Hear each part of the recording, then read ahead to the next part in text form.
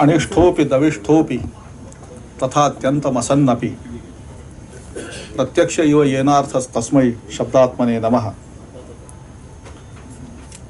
प्रार्थना समाजाचा इतिहास या 1927 साली प्रसिद्ध झालेल्या ग्रंथाच्या विस्तारित दुसऱ्या आवृत्तीच्या प्रकाशित आवृत्तीच्या प्रकटनाच्या कार्यक्रमाला आपण आज इथे उपस्थित झालेलो आहोत. मी आजच्या कार्यक्रमाचे सर्व मान्यवर पाहुणे मंडळी यांना विनंती करतो की त्यांनी कृपया व्यासपीठावर विराजमान व्हावं. प्रथमतः एशियाटिक सोसायटीचे अध्यक्ष आणि या कार्यक्रमाचेही अध्यक्ष निवृत्त सनदी अधिकारी श्री शरद काळे. आजचे आपले प्रमुख वक्ते डॉक्टर सदानंद मोरे. या दुसऱ्या आवृत्तीचे संपादक डॉक्टर श्रीधर मधुकर उपाख्य राजा दीक्षित. एशियाटिक सोसायटीच्या उपसचिव श्रीमती मीना वैशंपायन. भांडारकर संस्थेचे विश्वस्त श्री प्रदीप रावत आणि संस्थेचे मानद सचिव डॉक्टर श्रीकांत बहुलकर. आजचा हा कार्यक्रम एक प्रकारे थोडासा वेगळा आहे. त्याचं प्रास्ताविक आणि त्या संदर्भात आपण ऐकणारच आहोत. पण जेव्हा प्राथमिक पाहिलं तेव्हा असं लक्षात आलं की 152 वर्षापूर्वी स्थापन झालेल्या एका संस्थेचा इतिहास हा 102 वर्षांपूर्वी लिहिला गेला आणि त्याची दुसरी आवृत्ती ही आज आपल्यासमोर आहे. आणि ती तयार करणारी संस्था ही 115 वर्ष जुनी आहे आणि जिथे हा कार्यक्रम होतोय ती संस्था ही 102 वर्ष जुनी आहे. तेव्हा एक प्रकारे एक चालत्या बोलत्या इतिहासाचा असा हा कार्यक्रम आहे आणि तो वर्तमानात होतोय आणि आपण सगळे पाहतोय. मी भांडारकर संस्थेचे मानद सचिव डॉक्टर श्रीकांत बहुलकर यांना अशी विनंती करतो की कृपया या कार्यक्रमाचं स्वागत. माननीय श्री प्रदीप रावत यांना मी विनंती करतो की कृपया आपण या कार्यक्रमाचं स्वागतपर भाषण हे करावं.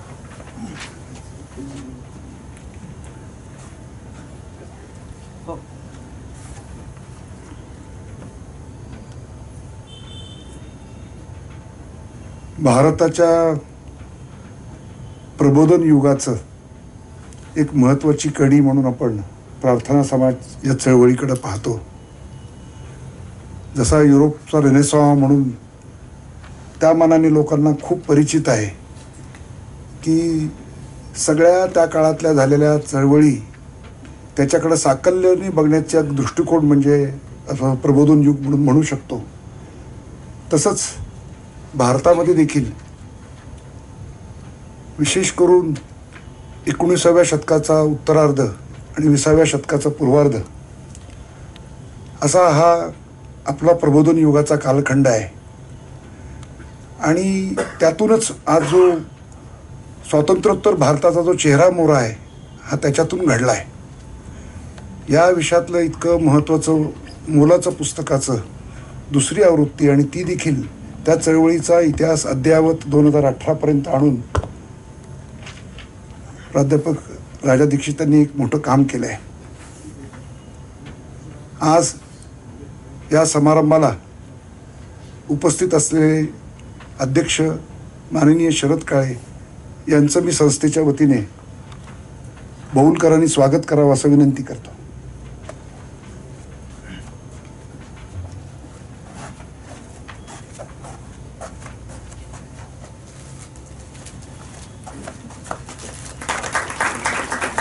त्याचप्रमाणे मीनाताई वैशंपायन यांचंही स्वागत बहुलकरांनी करावं.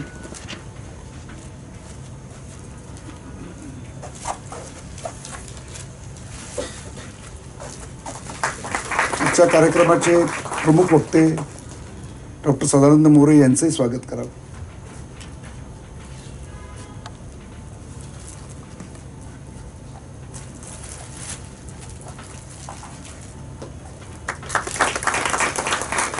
आणि ही आवृत्ती आपल्याला ज्यांच्यामुळे मिळाली आहे ते माझे जुने स्नेही डॉक्टर राजा दीक्षित यांचं स्वागत.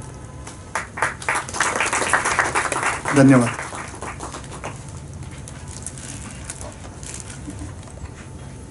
कार्यक्रमाचं प्रास्ताविक आणि मान्यवरांचा परिचय संस्थेचे मार्ग सचिव डॉक्टर श्रीकांत बहुलकर हे करून देतील.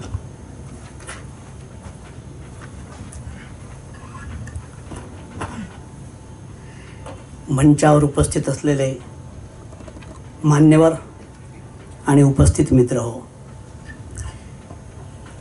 आज या विशेष कार्यक्रमाच्या प्रसंगी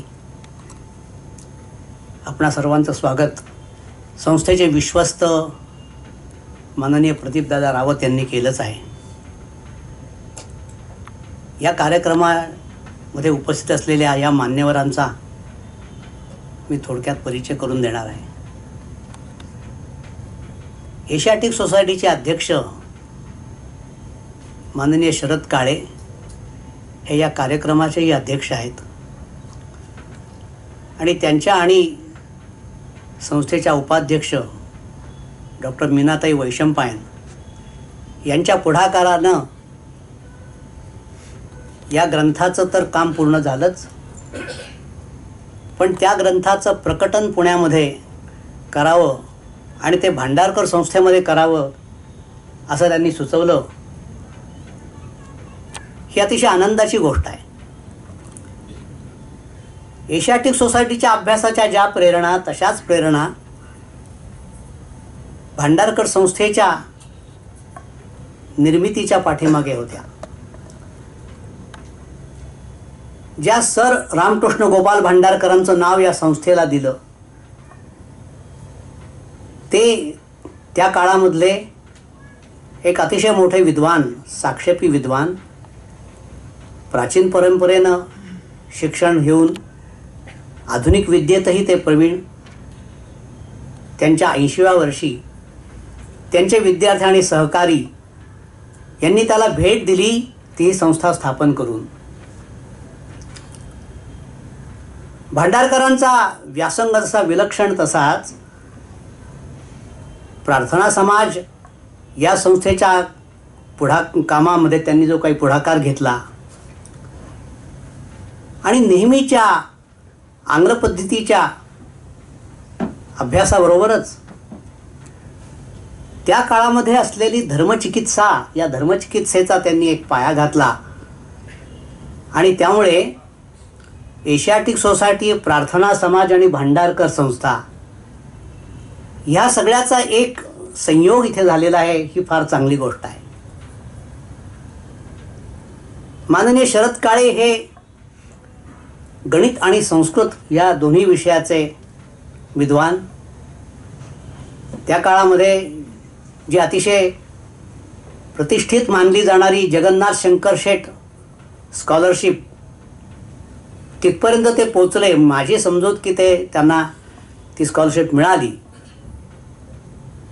पण एखाद्या मार्काने कमी झालं म्हणून काही विद्वत्ता कमी होत नाही. ते सनदी अधिकारी आहेत. गणित हा त्यांच्या अभ्यासाचा विषय. MA पुणे विद्यापीठामधून गणितात केल्यानंतर त्यांनी हवाई विद्यापीठामध्ये MBA ही पदवी प्राप्त करून घेतली. त्यांना मुंबई विद्यापीठाच्या कुलगुरूंचं एक पदकही मिळालं आहे, सुवर्ण पदक. त्यांनी सरकारी नोकरी स्वीकारल्यानंतर महाराष्ट्र शासन आणि केंद्र शासन या दोन्ही ठिकाणी काम केलं. ते गोव्याच्या मुख्यमंत्र्यांचे सचिव होते. त्याचप्रमाणे तत्कालीन परराष्ट्रमंत्री माननीय यशवंतराव चव्हाण यांचे ते विशेष सहाय्यक होते. त्यानंतर ते महाराष्ट्र राज्याच्या मुख्यमंत्र्यांचेही सचिव म्हणून त्यांनी काम केलं. अशी अनेक महत्त्वाची पदं त्यांनी भूषवली आणि आता 2013 पासून गेली 6 वर्ष त्यांनी एशियाटिक सोसायटीची धुरा सांभाळलेली आहे. अशा संस्थांचं काम करताना खूप पथ्य पाळावी लागतात. संस्थांमध्ये काम करायला पुष्कळ लोक येतात, त्या प्रेरणाही असतात. पद, अधिकार, प्रसिद्धी, मान सन्मान, पैसा या सगळ्यापासून बाजूला राहून अशा प्रकारच्या शतायुषी संस्थांचं काम करणं आणि अत्यंत खडतर परिस्थितीतून वाटचाल करणं हे महत्त्वाचं असतं आणि त्या दृष्टीने त्यांनी या संस्थेला फार चांगली चालना दिलेली आहे, ही आनंदाची गोष्ट आहे. आजच्या या प्रसंगी प्रमुख पाहुणे आमचे मित्र डॉक्टर सदानंद मोरे यांची वेगळी ओळख करून देण्याचं काही कारण नाही. विविधांगी अभ्यास त्यांचा आहे. तत्त्वज्ञानाचे प्राध्यापक, मराठी साहित्य, संत साहित्य यामध्ये त्यांचा विलक्षण व्यासंग आहे. लोकमान्य ते महात्मा, गरजा महाराष्ट्र अशी अनेक पुस्तकं त्यांनी लिहिली आहेत. त्यांची यादी वाचायची तर आपला सगळ्यांचा वेळही मी घेऊ इच्छित नाही. ते या ठिकाणी प्रमुख पाहुणे म्हणून आलेले आहेत आणि या ग्रंथासंबंधी ते बोलणार आहेत. या ग्रंथाचं संपादन किंवा पुनःसंपादन करणारे आपले मित्र श्रीधर मधुकर उर्फ राजा दीक्षित, हे त्यांचे वडील मधुकर श्रीधर दीक्षित यांचा वारसा लाभलेले आहेत. मला मोठी गंमत वाटली, त्यांच्या आजोबांचं नाव त्यांनी घेतलं आहे. त्यामुळे श्री म दीक्षित, म श्री दीक्षित आणि पुन्हा श्रीम दीक्षित असं आहे. मला आठवण झाली श्रीम माटे आणि म श्री माटे यांची. तर हा घरातच त्यांना वारसा लाभला. इतिहास या विषयात त्यांनी खूप काम केलेलं आहे. काही पुष्कळ चांगलं लेखन केलेलं आहे. Western India history, society and culture, निवडक शेजवलकर, समग्र सेतू माधवराव पगडी, वाटचाल फर्ग्युसनची, भारत इतिहास संशोधक मंडळाची शताब्दी स्मरणिका असे ग्रंथ त्यांनी संपादित केलेले आहेत. आणि अनेक विचारवंतांवर, इतिहासाच्या अभ्यासकांवर त्याने लेख लिहिलेले आहेत. Balshastri Jambhekar and reform movement in the 19th century Maharashtra, न्यायमूर्ती महादेव गोविंद रानडे यांची इतिहासदृष्टी, इतिहासाचार्य विका राजवाडे यांची इतिहासदृष्टी, इतिहास आणि साहित्य डॉक्टर अरविंद देशपांडे यांचे सेतुबंधन, प्रार्थना समाजाचा इतिहास हा त्यांचा ग्रंथ, हे त्यांचा परिश्रम आणि व्यासंग याचं प्रतिबिंब त्यात पडलेलं दिसतं. हा ग्रंथ आपण वाचणार आहात आणि त्यासंबंधी मोरे सर बोलणार आहेत, त्यामुळे मी फार बोलणार नाही. पण जाता नजर टाकली तरी त्यांनी म्हटल्याप्रमाणे अक्षरशः सगळा जनसंपर्क बाजूला ठेवून बैठक मारून दार बंद करून काम केलं काही होत नाही. अशी काम करणं ही तपश्चर्या असते. आणि त्याचबरोबर त्यांच्या शब्दात सांगतो, वैद्यांच्या संहितेतला एकही शब्द न बदलता त्या संहितेला पूरक अशा 102 तळटीपा दिलेल्या आहेत. संपादनाचं काम मी थोडंफार केलं आहे आणि त्याच्या वेदना काय आहेत मला माहीत आहे. त्यामुळे हा नव्या स्वरूपामध्ये प्रार्थना समाजाचा इतिहास त्यांनी आणला, हे फार मोठं काम आहे. यातून नव्या अभ्यासाला चालना मिळणार आहे. तत्कालीन 19व्या शतकामधल्या प्रबोधनाचं स्वरूप काय होतं, किंवा नेव्ही सोनीच्या भाषेत सांगायचं तर तथाकथित प्रबोधनाचं स्वरूप काय होतं, हे आपल्याला या सगळ्या प्रार्थना समाजाच्या इतिहासावरनं दिसून येतं. दीक्षित सरांचं मला वैशिष्ट्य वाटतं की त्यांना संस्थांच्या इतिहासात लिहिण्याची फार आवड दिसते आहे. भारत इतिहास संशोधक मंडळाची शताब्दी स्मरणिका त्यांनी प्रसिद्ध तयार केली आहे. पुणे विद्यापीठाचा इतिहास सुवर्ण महोत्सवाच्या निमित्ताने लिहिला आहे. आणि आता प्रार्थना समाजाचा इतिहास याची ही पुन्हा नवी आवृत्ती त्यांनी काढलेली आहे. अशाच शतायुषी संस्थांचा इतिहास त्यांनी लिहावा इथून पुढे, आणि त्याबद्दल त्यासाठी त्यांनी शतायुषी व्हावं अशी मी इच्छा व्यक्त करतो. मीनाताई यांनी या सगळ्या कार्यक्रमामध्ये पुढाकार घेतलेला आहे. मीनाताई या पुण्यामधल्या सप महाविद्यालयामधून त्यांनी BA आणि पुणे विद्यापीठातून MA केलं. संस्कृत आणि मराठी त्यांचं व्यासंगाचे विषय. 27 वर्ष अध्यापन करून त्या निवृत्त झाल्या आणि एशियाटिक सोसायटीच्या उपाध्यक्ष म्हणून त्या काम करत आहेत. त्यांनी पुष्कळ लेखन केलं आहे.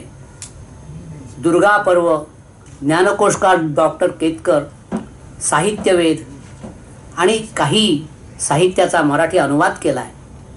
The stream within, Indira Gandhi चरित्र, अनित्य ही कादंबरी, विमान हे राईट बंधूंचं चरित्र, नेहरूंचं विचारधन, दुर्गा भागवत यांचे साहित्य आणि त्याचं संपादन केलं आहे. अशा प्रकारे त्यांचा लोकसाहित्य, वैचारिक लेख, अनुवाद असं विविधांगी काम आहे. या सगळ्यांचं मी पुन्हा एकदा स्वागत करतो आणि डॉक्टर बापट यांना पुढचा कार्यक्रम सुरू करण्याची विनंती करतो.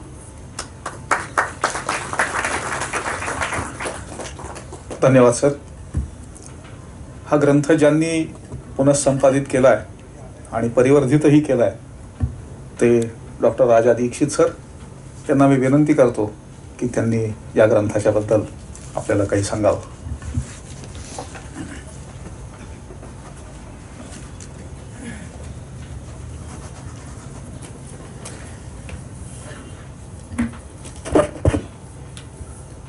आजच्या या ग्रंथ प्रकटन समारंभाचे अध्यक्ष आदरणीय श्री शरद काळे, आजचे प्रमुख पाहुणे मित्रवर्य डॉक्टर सदानंद मोरे, भांडारकर प्राच्यविद्या संशोधन मंदिराचे विश्वस्त आणि पुन्हा आणखी एक माझे मित्र श्री प्रदीप रावत, या संस्थेचे सचिव doctor Shrikant Bahulkar, doctor Shrinand Bapat, Asiatic सोसायटीच्या उपाध्यक्ष आणि ग्रंथ प्रकाशन समितीच्या अध्यक्ष डॉक्टर मीनाताई वैशंपायन, या ग्रंथाला ज्यांनी सूची केली आणि जे काम अजिबात सोपं नव्हतं, फार महत्त्वाचं काम ज्यांनी केलं आहे, इथे समोर उपस्थित असणाऱ्या कविताताई भालेराव, पुणे प्रार्थना समाजाचे डॉक्टर दिलीप जोग आणि डॉक्टर सुषमा जोग, वाई प्रार्थना समाजाचे श्रीयुत रमेश चव्हाण आणि उपस्थित मान्यवर. मी समोरची काही नावं घेतली पण मला वाटतं 70% लोक तरी माझ्या इतके परिचयाचे आहेत की ती सगळी नावं मी एरवी घेऊ शकलो असतो. पहिल्या रांगेपासून शेवटच्या रांगेपर्यंत अनेक मान्यवर आहेत. आजचा हा समारंभ मी असं मानतो की माझ्या आयुष्यातला एक मोठा भाग्ययोग आहे आणि या भाग्ययोगाचे साक्षीदार आणि भागीदार असणारे आपण सर्वजण यांच्याविषयी सुरुवातीलाच मी कृतज्ञता व्यक्त करतो. कारण सर्वांविषयी कृतज्ञता हे म्हणताना पुन्हा मला हे सांगितलं पाहिजे की हे जे काम आहे, यासारखं काम हे जगन्नाथाच्या रथासारखं असतं ते, त्यामुळे अनेकांचा हातभार लागला आहे. पण वेळेला मर्यादा असते बोलायच्या, त्यामुळे सगळ्यांची नावं मला घेता येणार नाही आहेत, म्हणून सगळ्यांविषयी प्रथम कृतज्ञता व्यक्त केली. काही नावं अनुषंगाने येतील पण बाकीच्यांविषयी तेवढीच कृतज्ञता आहे. अर्थात कृतज्ञतेचा उल्लेख केला म्हणून 2 गोष्टींचा मात्र मला इथे आवर्जून उल्लेख करायचा आहे. एक म्हणजे मुंबईमध्ये एशियाटिक सोसायटीत या ग्रंथाचं जे प्रकाशन झालं ते श्री शरद काळे यांच्या हस्ते झालं, हे मला फार महत्त्वाची गोष्ट वाटते.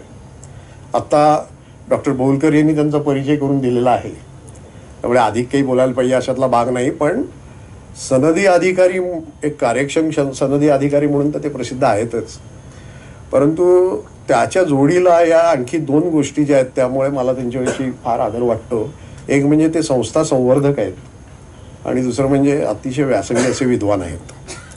तेव्हा त्यांच्या हस्ते तिथे ग्रंथाचं प्रकाशन झालं हे मला फार महत्त्वाचं वाटतं. ती एक कृतज्ञता व्यक्त केली पाहिजे. आणि आजच्या समारंभाच्या संदर्भात जेव्हा आमची चर्चा झाली तेव्हा आज कोण असावेत वक्ते प्रमुख हा विषय जेव्हा निघाला तेव्हा अर्थातच म्हणजे केवळ माझे अनेक वर्षांचे मित्र म्हणून नव्हे पण अत्यंत या विषयावरची अधिकारी व्यक्ती म्हणून डॉक्टर मोरे यांचंच नाव आमच्या डोळ्यासमोर आलं. आणि म्हणून मोरे सर आज उपस्थित आहेत हे मला खूप माझ्या दृष्टीने व्यक्तिशः पण आणि अभ्यासाच्या संशोधनाच्या दृष्टीने पण फार मोलाची गोष्ट आहे. त्यामुळे या दोघांविषयी मी कृतज्ञता व्यक्त करतो. डॉक्टर मीनाताई इथे उपस्थित आहेत आणि मी हे आपल्याला सांगू इच्छितो जाहीरपणे.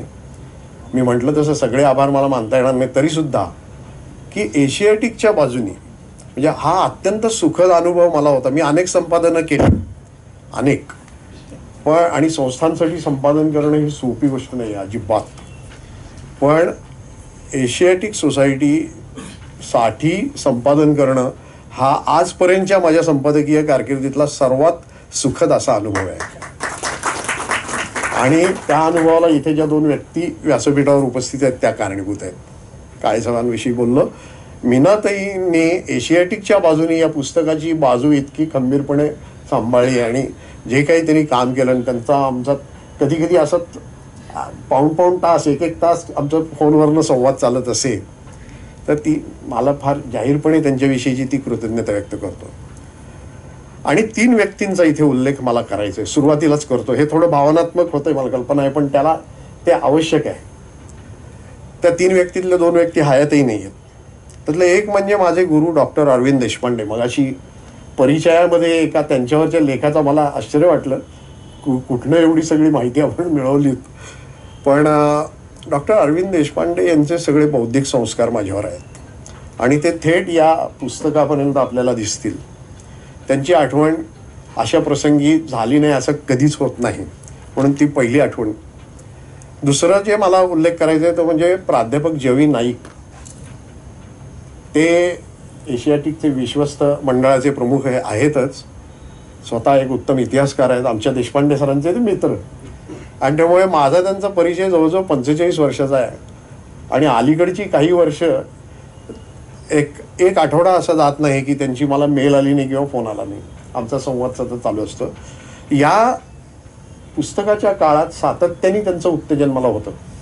प्रार्थना समाजावर अलीकडे काम ज्यांनी केलं आहे, विशेषतः इंग्रजीमध्ये, ते नाईक सरांनी एवढं काम कोणी अन्य केलेलं नाही संशोधनपर, पण त्यांचे सातत्याने मला आशीर्वाद आणि उत्तेजन होतं. ते दुर्दैवाने मुंबईच्या समारंभाला येऊ शकले नाहीत तब्येतीच्या कारणाने, पण आजही मला तेव्हा आणि आजही त्यांची आठवण खूप होती. ती कृतज्ञता एक व्यक्त करायची. आणि एक इथे सांगितलं पाहिजे की या ग्रंथाच्या दुसऱ्या आवृत्तीची मूळ कल्पना ही डॉक्टर अरुण टिकेकर यांची होती. एशियाटिकचे अध्यक्ष असताना त्यांनी ही कल्पना मांडली होती, पण ती कल्पना साकार होत असताना ते हयात नाहीत. पण त्यांचं ऋण आम्ही सगळेच मान्य करतो आणि म्हणून ही दुसरी आवृत्ती ही त्यांनाच अर्पण केलेली आहे. आता मी मगाशी म्हणालो की हा भाग्ययोग आहे. हा भाग्ययोग माझ्या दृष्टीने 2 प्रकारे आहे. एक भाग त्यातला असा की भांडारकर इन्स्टिट्यूट आणि एशियाटिक सोसायटी या दोन्ही म्हणजे जगप्रसिद्ध संस्था, आणि या 2 संस्थांनी एकत्रित येऊन केलेला जो कार्यक्रम आहे, त्या ग्रंथाचं संपादन मी केलं आहे, हे माझा खरंच भाग्ययोग मानतो मी. मगाशी श्रीनंद बापट यांनी उल्लेख केला, या किती जुन्या संस्था आहेत. एकीने शतक पार केलं आहे, दुसरीने द्विशतक पार केलेलं आहे. म्हणजे 1804ची एशियाटिक सोसायटी आणि 1917ची भांडारकर इन्स्टिट्यूट. तर भाग्य असं वाटतं मला की मला कधी असं वाटलं नव्हतं की भांडारकरच्या व्यासपीठावर मी येऊ शकेन, कारण प्राच्यविद्या, भारतविद्या, संस्कृत या कशातलंही प्रावीण्य माझ्याकडे नाही, पण तो योग अशा रीतीने यायचा आता, हे भाग्य. दुसरं असं की एशियाटिक सोसायटीने या ग्रंथाचं संपादन माझ्याकडे सोपवणं हाच मला एक गौरव वाटतो, म्हणून तोही एक भाग्ययोग आहे. मी कुठलंही माझं काम एकंदरच मी असं स्वतःला काही अर्थाने कर्मयोगी मानतो आणि त्यामुळे फलप्राप्तीच्या मोहात मी फार अडकलेलो नसतो. पण या ग्रंथाची गंमत अशी आहे की हे काम सुरू करण्याच्या आधीच फलप्राप्ती झाली असं मी नेहमी म्हणतो. ती या अर्थाने की एशियाटिकने हे काम माझ्यावर सोपवलं. याच्यापेक्षा मुळात फलप्राप्ती याच्यापेक्षा अधिक काय असू शकते, हीच फलप्राप्ती आहे, म्हणून मी त्याला भाग्ययोग म्हणालो आहे. प्रार्थना समाजाविषयी 2 शब्द. आपल्याला माहिती आहे, आपण सगळे जाणकार आहात, त्यामुळे मी अधिक प्रार्थना समाजाविषयी काही बोलणार नाही. 2 शब्द बोलतो की आपल्याला कल्पना असेल की याच महिन्यात मार्चच्या 1867 31 मार्चला स्थापना झाली, पापमोचनी एकादशी. तर त्यावेळी ती स्थापना झाली. आत्माराम पांडुरंग पहिले अध्यक्ष. ती सगळी यादी मी देत नाही, पण डॉक्टर राघव भांडारकर आणि न्यायमूर्ती महादेव गोविंद रानडे हे त्या स्थापनेच्या वेळेला उपस्थित नव्हते, पण हे दोघेही या संस्थेचे सर्वात मोठे आधारस्तंभ असं मला वाटतं.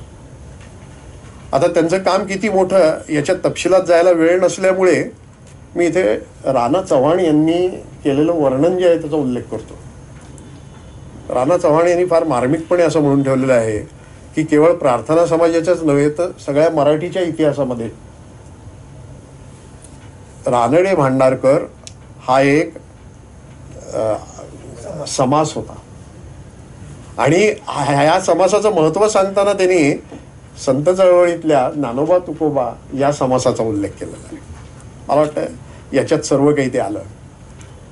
प्रार्थना समाजाच्या तत्वज्ञानाचा सगळा पाया जो आहे मुख्यतः या दोघांनी घातलेला आहे. त्याची तपशिलात मी जात नाही कारण तेवढा आपल्याला वेळ नाही. पण या दोघांनी तो पाया घातला आहे. आणि दुसरं म्हणजे प्रार्थना समाज या नावाचा आग्रहही या दोघांचा होता. कारण ब्राह्मो समाजापासून प्रेरणा, त्यामुळे काहींचं मत असं होतं आणि त्याच्यावर वादही पुष्कळ झालेले आहेत पुढे की ब्राह्मो समाज नाव द्यावं का. तर या दोघांचा आग्रह होता की नाही, प्रार्थना समाजच नाव द्यायचं, नाव हेच कायम ठेवायचं. आणि तो काही कुठला दुराग्रह नाही आहे. त्याच्या पाठीमागे त्यांची एक फार मोठी दृष्टी होती. बंगालमधलं प्रबोधन आणि महाराष्ट्रातलं प्रबोधन याच्यात काही फरक आहेत. आणि म्हणून ब्राह्मो समाज आणि प्रार्थना समाजातही काही फरक होते. प्रेरणा होती परंतु फरक होते. त्या फरकांमध्येही मी जात नाही आत्ता. पण मला असं वाटतं की ब्राह्मो समाजापासून मिळालेली प्रेरणा, परंतु त्याच्या जोडीला महाराष्ट्राचं आत्मतेज आणि प्रार्थना समाजाची एक वेगळी अस्तित्व ओळख ही या दोघांनाही अभिप्रेत होती. आणि त्यामुळे तेच नाव आज तगायत कायम राहिलेलं आहे. आणि या दोघांपासून आज तागायत प्रार्थना समाजाला आणि महाराष्ट्राला खूप मोठी प्रेरणा मिळालेली आहे. म्हणून या संस्थेमध्ये डॉक्टर भांडारकर यांच्या नावाच्या संस्थेमध्ये हा पुण्यातला समारंभ होणं हेच तर फार औचित्यपूर्ण अशी गोष्ट झालेली आहे. प्रार्थना समाजाचं हे जे तत्वज्ञानाचा पाया घातला त्याच्यातही मी खोलात जात नाही. फक्त न्यायमूर्ती रानडे यांनी उल्लेख केलेले तीन शब्दात त्यांनी सगळं सार सांगितलं. तर याचं ते 3 शब्द म्हणजे ह्युमनाइज, इक्वलाइज आणि स्पिरिच्युअलाइज. भारतीय प्रबोधनाचं हे सगळं सार आहे. आणि स्पिरिच्युअलाइज म्हणताना त्यांना स्वर्गाकडे डोळे लावलेलं अध्यात्म अभिप्रेत नव्हतं, तर सर्वसामान्य माणसाच्या जीवनात साकार होणारं जीवन सन्मुख अशी केशवसुतांचा शब्द वापरतो, स्वर्ग समक्षता ही त्यांना अभिप्रेत होती. आणि त्या दृष्टीने त्यांनी ती सगळी मांडणी ही केलेली होती. पाश्चात्य उदारमतवादाची एक नवसमाजाची, त्याच्यावर आधारलेली नवसमाजाची इमारत ते उभी करू पाहत होते. पण या इमारतीचा पाया हा मध्ययुगीन महाराष्ट्रातल्या भागवत धर्माचा होता. म्हणून भागवत धर्माच्या पायावर ही उदारमतवादाची इमारत आणि या इमारतीच्या शीर्षभागी असणारं बोधवाक्य म्हणजे सत्यमेव जयते हे प्रार्थना समाजाचं बोधवाक्य असं ते आहे. पाया इमला हा असा आहे. पुढे आपल्या स्वतंत्र भारतानेही ते बोधवाक्य स्वीकारलं. तेव्हा म्हणून ही जी सगळी कामगिरी आहे, हा प्रार्थना समाज हा एका अर्थाने भारतीय प्रबोधनाशी आणि तर्कतीर्थ लक्ष्मण शास्त्री जोशी यांचा शब्दप्रयोग वापरायचा झाला तर नवयुग धर्माच्या चळवळीशी जोडलेला आहे. म्हणून प्रार्थना समाजाचा इतिहास हा निव्वळ एका संस्थेचा इतिहास नाही, तो एका परीने आपल्याकडच्या धार्मिक सामाजिक सुधारणा चळवळींचा आणि आधुनिक प्रबोधनाचा इतिहास आहे. हे त्याचं महत्त्व विशेष मी अधोरेखित करू इच्छितो. पण मी माझ्या प्रस्तावनेतल्या 2च ओळींमध्ये प्रार्थना समाजाचं वर्णन करण्याचा प्रयत्न केला. ते आपल्या समोर ठेवतो म्हणजे त्याच्यावर अधिक बोलण्याची गरज नाही.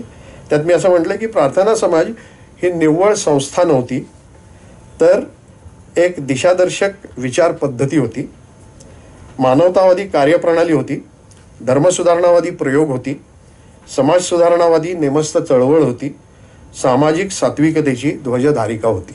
मला वाटतं हे वर्णन पुरेसं आहे. आता हा जो प्रार्थना समाजाचा इतिहास द्वारकानाथ गोविंद वैद्य यांनी लिहिला, प्रार्थना समाजाचा हिरक महोत्सव होता तेव्हा, तो 1927 साली लिहिलेला, त्यावेळेचा 700 पानाचा इतिहास आहे तो. आणि तो पुनर्प्रकाशित करावा हा विचार एशियाटिक सोसायटीने केला. कारण एशियाटिक सोसायटीला जी ज्ञानाची आणि प्रबोधनाची कदर आहे ती त्याच्यातून व्यक्त होते. तर हे फार महत्त्वाचं आहे.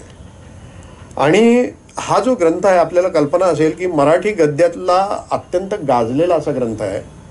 आणि भारतातल्या आणि महाराष्ट्रातल्या सामाजिक आणि धार्मिक सुधारणा चळवळींच्या अभ्यासाचं अतिशय मौलिक असं ते साधन आहे. स्वतः द्वारकानाथ गोविंद वैद्य हे 44 वर्ष तनमन धनानी त्यांनी प्रार्थना समाजाची सेवा केली. त्याचं जे मुखपत्र होतं त्या मुखपत्राचं संपादन हे त्यांनी 44 वर्ष सुबोध पत्रिकेचं केलं. कार्यवाह होते आणि म्हणून त्यांनी जे लिहिलं ते फार मौलिक होतं. आणि ते जेव्हा पुनर्प्रकाशित करायचं ठरलं तेव्हा संपादन म्हणून मी काय केलं ते अगदी थोडक्यात 4 गोष्टी ज्या केल्या त्याचा उल्लेख करतो. एक म्हणजे पहिला निर्णय असा घेतला, मगाशी त्यांनी उल्लेख केला, की मूळ संहितेला अजिबात धक्का लावायचा नाही. म्हणजे त्यातलं शुद्धलेखन पण आम्ही नव्या नियमाप्रमाणे बदललं नाही.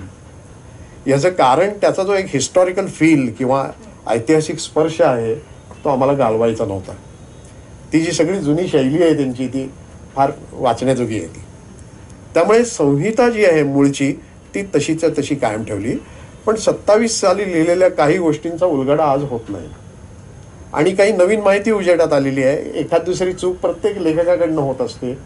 तर या सगळ्यासाठी म्हणजे कुठेतरी असे उल्लेख आहे की नाशिकचे केतकर वकील, बारामतीचे कळसकर, त्यांचे आडनाव किंवा आडनावं आहेत पण अध्यक्षर किंवा इतर काहीच उल्लेख नाहीत. ते आज अनेकांना कळत नाही की केतकर वकील म्हणजे टिळकांचे व्याही आणि केतकर प्रशस्ती नावाची कविता सावरकरांनी त्यांच्यावर केली आहे. तर हे माझ्या संशोधनातून हे सगळं मी त्याला पूरक अशा 102 तळटीपा जोडलेल्या आहेत. वैद्यांच्या ह्याच्यात उल्लेख नव्हता पण त्यावेळेला दक्षिण भारतामध्ये प्रार्थना समाज या नावाच्या जवळजवळ 32 संस्था होत्या. तर हे सगळं अलीकडच्या संशोधनातून उजेडात आलं आणि म्हणून तशा पूरक टिपा 102 तळटीपा या मी त्याला जोडल्या. हा एक त्यातला पहिला भाग. दुसरा जो भाग होता तो असा आहे की द्वागो वैद्य यांनी प्रार्थना समाजाच्या 18 नेत्यांची चरित्र याच्यात निम्मा भाग तो आहे. त्याच्यातलं सगळ्यात मोठं चरित्र हे डॉक्टर रामकृष्ण गोपाळ भांडारकर यांचं आहे स्वाभाविकपणे. आणि द्वागो वैद्य आणि डॉक्टर भांडारकर यांचा फार दीर्घ असा सहवास. भांडारकरांची फार मोठी प्रेरणा त्यांना होती. डॉक्टर भांडारकरांचे व्याख्यानं आणि धर्मपर लेख हेही त्यांनीच प्रकाशित केलेले होते. तेव्हा त्या दृष्टीने आपल्याला असं दिसतं की ती चरित्र त्यांनी जी लिहिली त्यात मला असं वाटलं की खुद्द द्वागो वैद्यांचं चरित्र लिहायला पाहिजे. म्हणून द्वागो वैद्यांच्या चरित्राचा अभ्यास करून आणि त्याच्यावर संशोधन करून त्याची भर मी या नव्या आवृत्तीमध्ये घातलेली आहे.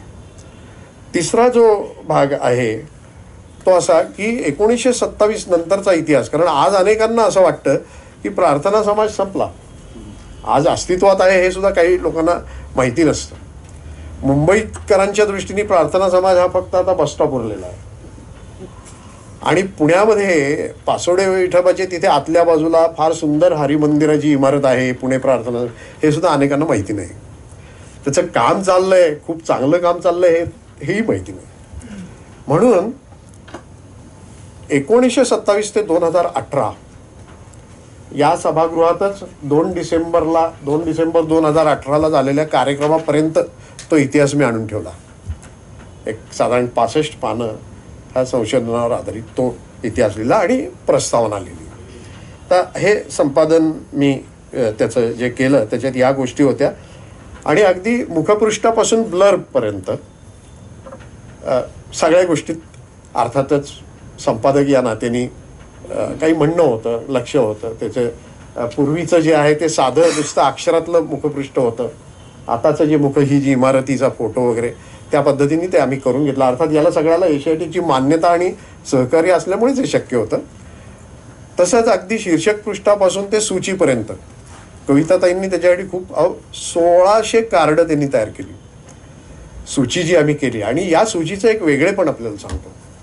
म्हणजे मी सूचीमध्ये खरं लेखक संपादक लक्ष घालत नाहीत पण मी घातलं आणि त्यांचा माझा सतत संवाद होता त्याच्यावर की आम्ही असं एक ठरवलं की त्याच्यात विशेषतः प्रार्थना समाजाशी संबंधित जे लोक आहेत ते सूचित त्यांचं नावापुढे त्यांचा कालखंड दिलेला आहे. तो काही वेळा पुस्तकात नाही आहे पण तुम्हाला सूचित, कारण अभ्यासकांना जास्तीत जास्त उपयोग व्हावा, मी एक अशी 60 यांची यादीच केली ती जन्ममृत्यूचे त्यांचं आणि काही स्थापना वर्ष. त्यांनी स्वतः काही शोध घेतला आणि त्या संवादातून ही सूची साकार झालेली आहे.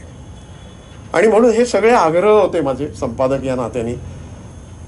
प्रूफ तपासण्याचा सुद्धा आग्रह म्हणजे तो इतका होता पराकोटीचा की त्यांना हसू येते की त्यांना माहितीच आहे की शेवटी मुंबईतली प्रेस जी आहे तिथला ऑपरेटर त्याच्या कॉम्प्युटरवर आणि मी माझ्या कॉम्प्युटरवर आणि तासनतास मी फोनने दुरुस्त्या सांगायचो. बरं ती दुरुस्त्या सांगितल्यानंतर तो मला PDF पाठवायचा. पण संशोधक हा संशयात्मा असतो, त्यामुळे मी त्या दुरुस्त्या पुन्हा तपासायचो आणि पुन्हा त्यातल्या दुरुस्त्या सांगायचो. हे मी 1 फेब्रुवारीला प्रकाशित झालं. शेवटच्या दुरुस्त्या मी 19 जानेवारीला केलेल्या आहेत आणि सूचीपर्यंत केल्या आहेत त्या. असं, कारण याच्याशिवाय दुसरा इलाज नसतो. कुठलंही काम हे त्या सिरियसनेसनेच करावं लागतं. तेव्हा ते आम्ही केलं. आता हे सगळं काम मी आत्ता सांगतोय हे फार सहजपणे सांगतोय, पण याच्यासाठी खूप तपश्चर्या करावी लागली. त्यांनी मगाशी उल्लेख केला, एक 5 मिनिटात मी ह्यावर तर घेतो कारण पुढचे वक्ते आहेत. झालं असं की हे काम जेव्हा सुरू केलं तेव्हा असं लक्षात आलं, मुंबई प्रार्थना समाजात गेलो आधी, तर लक्षात असं आलं की साधनांचा खूप मोठा दुष्काळ आहे. मुंबई प्रार्थना समाजाची इमारत 1980 साली जेव्हा त्याचं पुनर्बांधणी झाली त्यावेळेस ते सगळं दप्तर त्यांच्याकडचं रेकॉर्ड हे, आता मी संस्थेचं नाव घेत नाही, पण मुंबईतल्या एका नामवंत शिक्षण संस्थेकडे दिलं होतं. पुस्तकातही मी ते टाळलंय, पण ते माहिती आहे जाणकारांना नाव. त्या संस्थेने ते सर्व रेकॉर्ड गहाळ केलेलं आहे. काय झालं त्याचं माहिती नाही, एक कागद मिळत नाही. म्हणजे माझी सुरुवात इथनं झाली. पण जिद्दीने असं ठरवलं की एक तर प्रार्थना समाजाकडे जे होतं म्हटलं जे आहे ते दाखवा, ते मी अभ्यासतो. पुणे प्रार्थना समाजाकडे गेलो, जो पती पत्नींना भेटलो, त्यांची मुलाखत. वाई आणि इथे श्रीयुत रमेश चव्हाण बसलेत.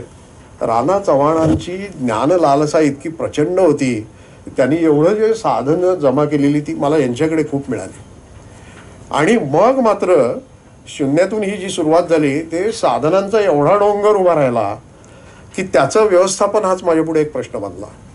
त्यातनं मी ते कॉम्प्युटरला फीड करायचो, ते सगळंच म्हणजे काही विचारू नका ते. आणि मग हे काम ठराविक काळात 6-7 महिन्यात करायचं होतं. ती मर्यादा थोडी मला मोडावी लागली आणि मीनाताईंची जे म्हणजे त्यांची काळजी थोडी वाढवली मी. 1-1.5 महिना जास्त घेतला, 2 महिने जास्त घेतले, पण ते स्वाभाविक होतं, हे त्यांनाही माहिती होतं. त्यामुळे उदारपणे त्यांनी त्या बाबतीत मला माफ केलं. पण खरं सांगतो, मगाशी ते म्हणाले तसं की 6 महिने मी बंद, मी एकही भाषण दिलं नाही, एकही मीटिंग अटेंड केली नाही, घराच्या बाहेर पडलो नाही. फक्त यांना जो मजकूर पाठवायचा तेवढं पोस्टात, कारण ते स्वतःच करायचं म्हणून तेवढ्यापुरता मी बाहेर पडलो, बाकी घराच्या सुद्धा बाहेर पडलो नाही.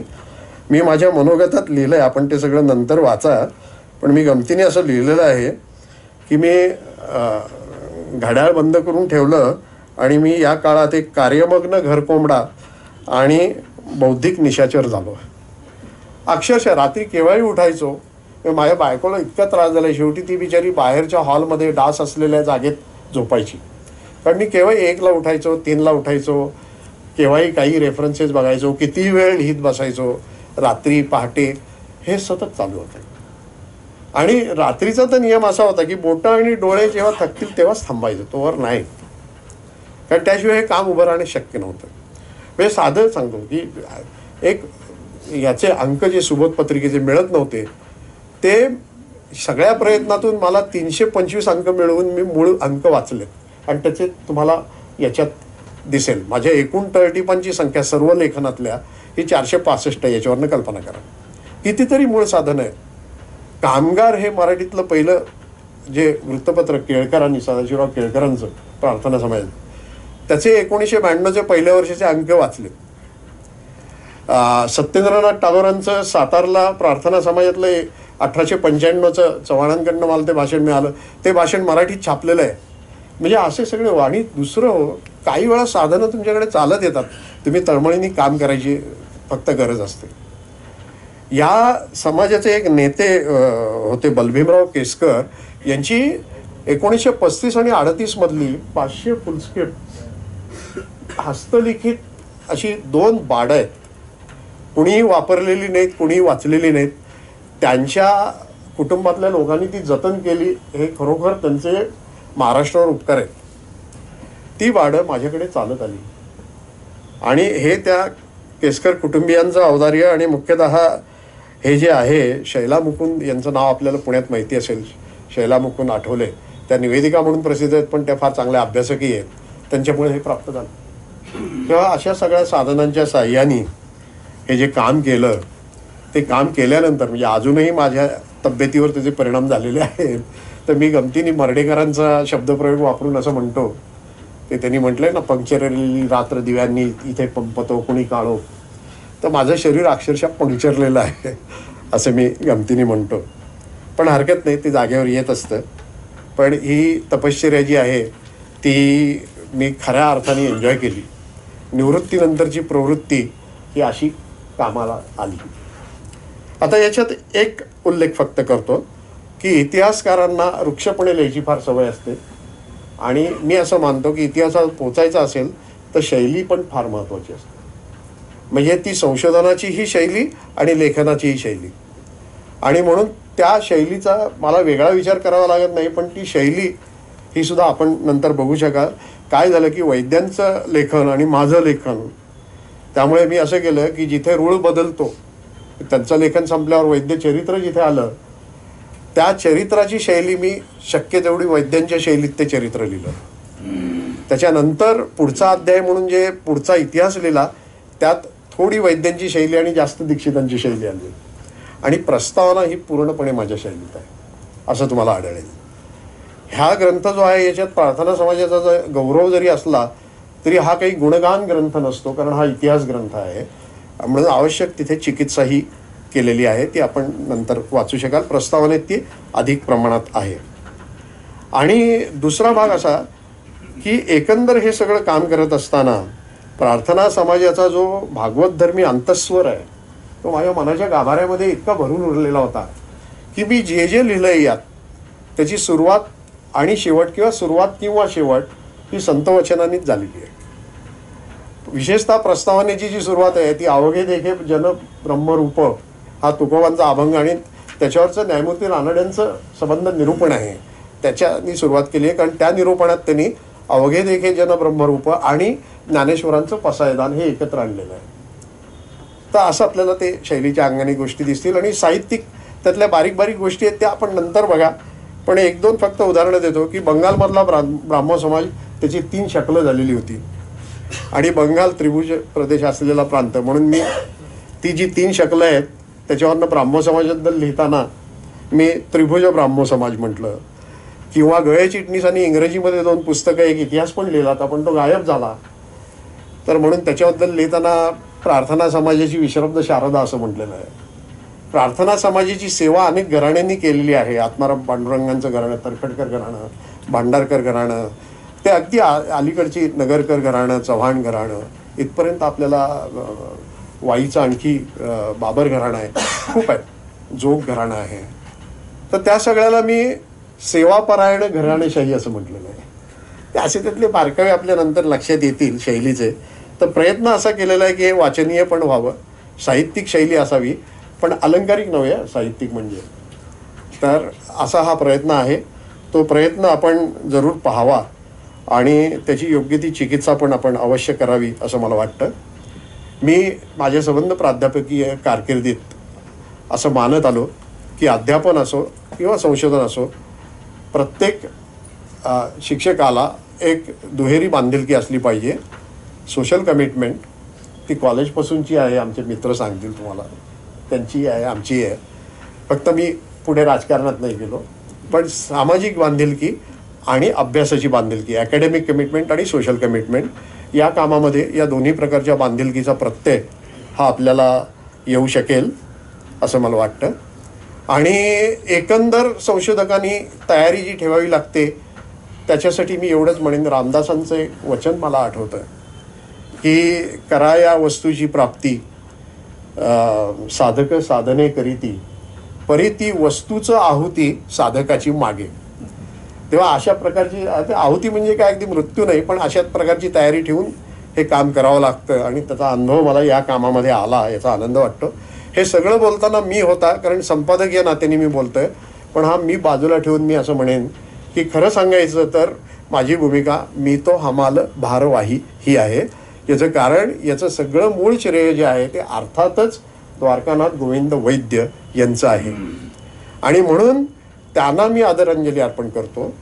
एक विलक्षण योगायोग तुम्हाला सांगतो आणि थांबतो मग, की आणि तो या संशोधनातच उजेडा आलेला योगायोग आहे की वैद्य हे काही काळ रॉयल एशियाटिक सोसायटीच्या लायब्ररीत काम करत होते. काम म्हणजे काय प्रकारची नोकरी होती तेही माहिती नाही, किती काळ होती तेही माहिती नाही, पण हा शोध या संशोधनात लागला. तेव्हा ते एशियाटिक सोसायटीचे, आजच्या एशियाटिक सोसायटीचे 125 वर्षापूर्वीचे एक सेवक होते आणि डॉक्टर भांडारकरांचे अक्षरशः भक्त होते. तेव्हा मला असं वाटतं की त्या एशियाटिक सोसायटीने 125 वर्षानंतर त्यांच्या ग्रंथाची दुसरी आवृत्ती काढावी आणि त्याचं पुण्यातलं जे प्रकटन आहे ते भांडारकर इन्स्टिट्यूटमध्ये व्हावं. हा एक फार मोठा काव्यगत न्याय आहे असं मी मानतो. आणि तो काव्यगत न्याय त्यांना मिळाला, द्वागो वैद्यांना. व्यक्तीचं जसं नशीब असतं तसं पुस्तकाचंही काही एक नशीब असतं, तसं या पुस्तकाचं ते नशीब आहे. त्याविषयीचा आनंद व्यक्त करतो, द्वागो वैद्य यांच्याविषयीचा आदर व्यक्त करतो, त्यांना आदरांजली व्यक्त करतो आणि माझं हे मनोगत संपवतो. धन्यवाद.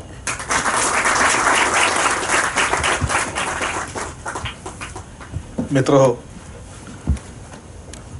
इतिहासाच्या संदर्भात संशोधन कसं असावं हे सांगणारं आणि त्याचबरोबर अत्यंत वात्सल्यपूर्ण, अत्यंत प्रेमळ अशा प्रकारचं दीक्षित सरांचं बोलणं आपण ऐकलं. त्यांनी एक उल्लेख केला की मूळचं जे पुस्तक आहे ते तसं ठेवलं आहे. त्यांनी उल्लेख असा केला होता की ते 700 पानाचं पुस्तक आहे मूळचं. ती 700 पानं ह्या नवीन ग्रंथामध्ये दीक्षित सरांच्या टिपांसह 528 पानांमध्ये समाविष्ट झाली आहेत, कारण ग्रंथाचा आकार मोठा आहे. आणि त्याशिवाय जवळजवळ 172 पानं ही दीक्षित सरांची आहेत. त्यामुळे एकूण पुस्तक हे परत एकदा 700 पानांचं आहे असं म्हणायला काही हरकत नाही आहे. या ग्रंथाचं अनावरण किंवा प्रकटन हे डॉक्टर सदानंद मोरे यांनी करावं अशी मी त्यांना विनंती करतो. त्यांच्याबरोबर सर्व मान्यवर हे त्यात सहभागी होते.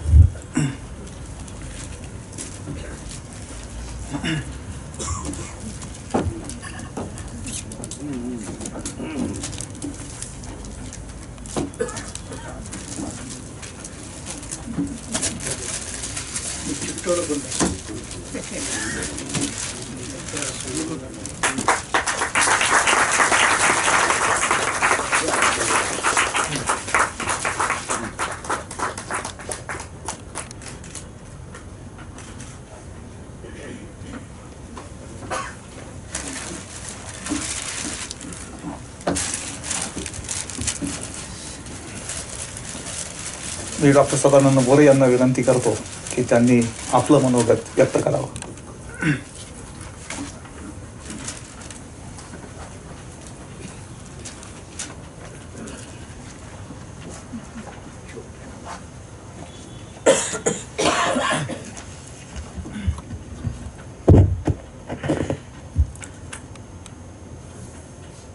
आदरणीय शरद काळेसाहेब, मीनाताई वैशंपायन, डॉक्टर राजा दीक्षित, डॉक्टर बहुळकर आणि उपस्थित सज्जनो,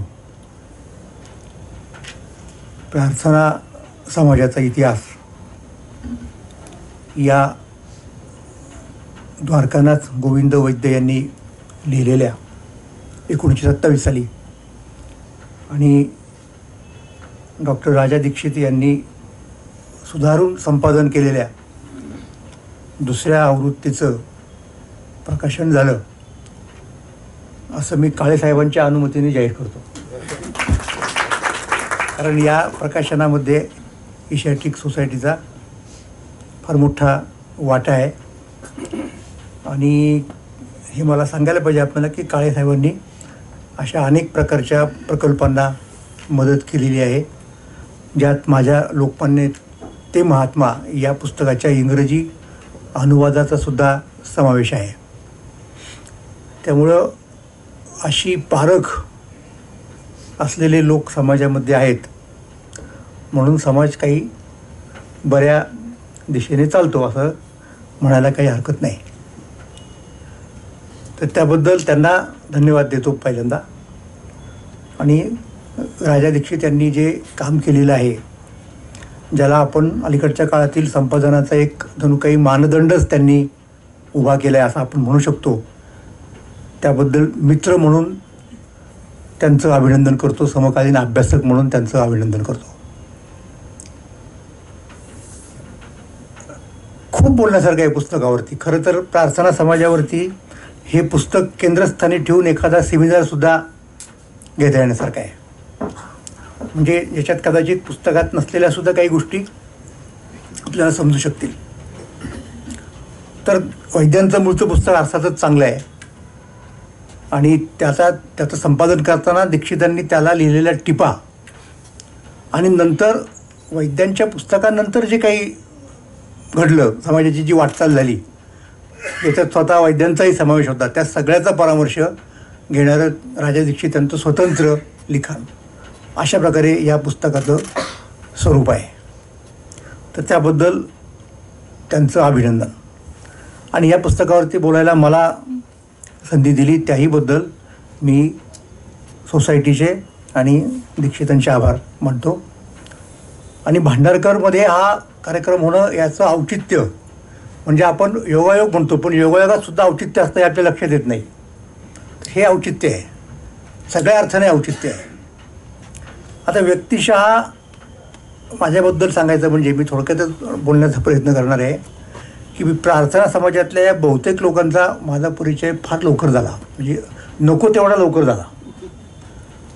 कारण माझ्या वडिलांकडे न्यायमूर्ती रानडे यांची धर्मपर व्याख्याने, नंतर राघव भांडारकर यांची धर्मपर व्याख्याने आणि लेख, नंतर गणा चंदावरकर यांची परत धर्मपर व्याख्याने आणि लेख, ही सगळी पुस्तकं होती.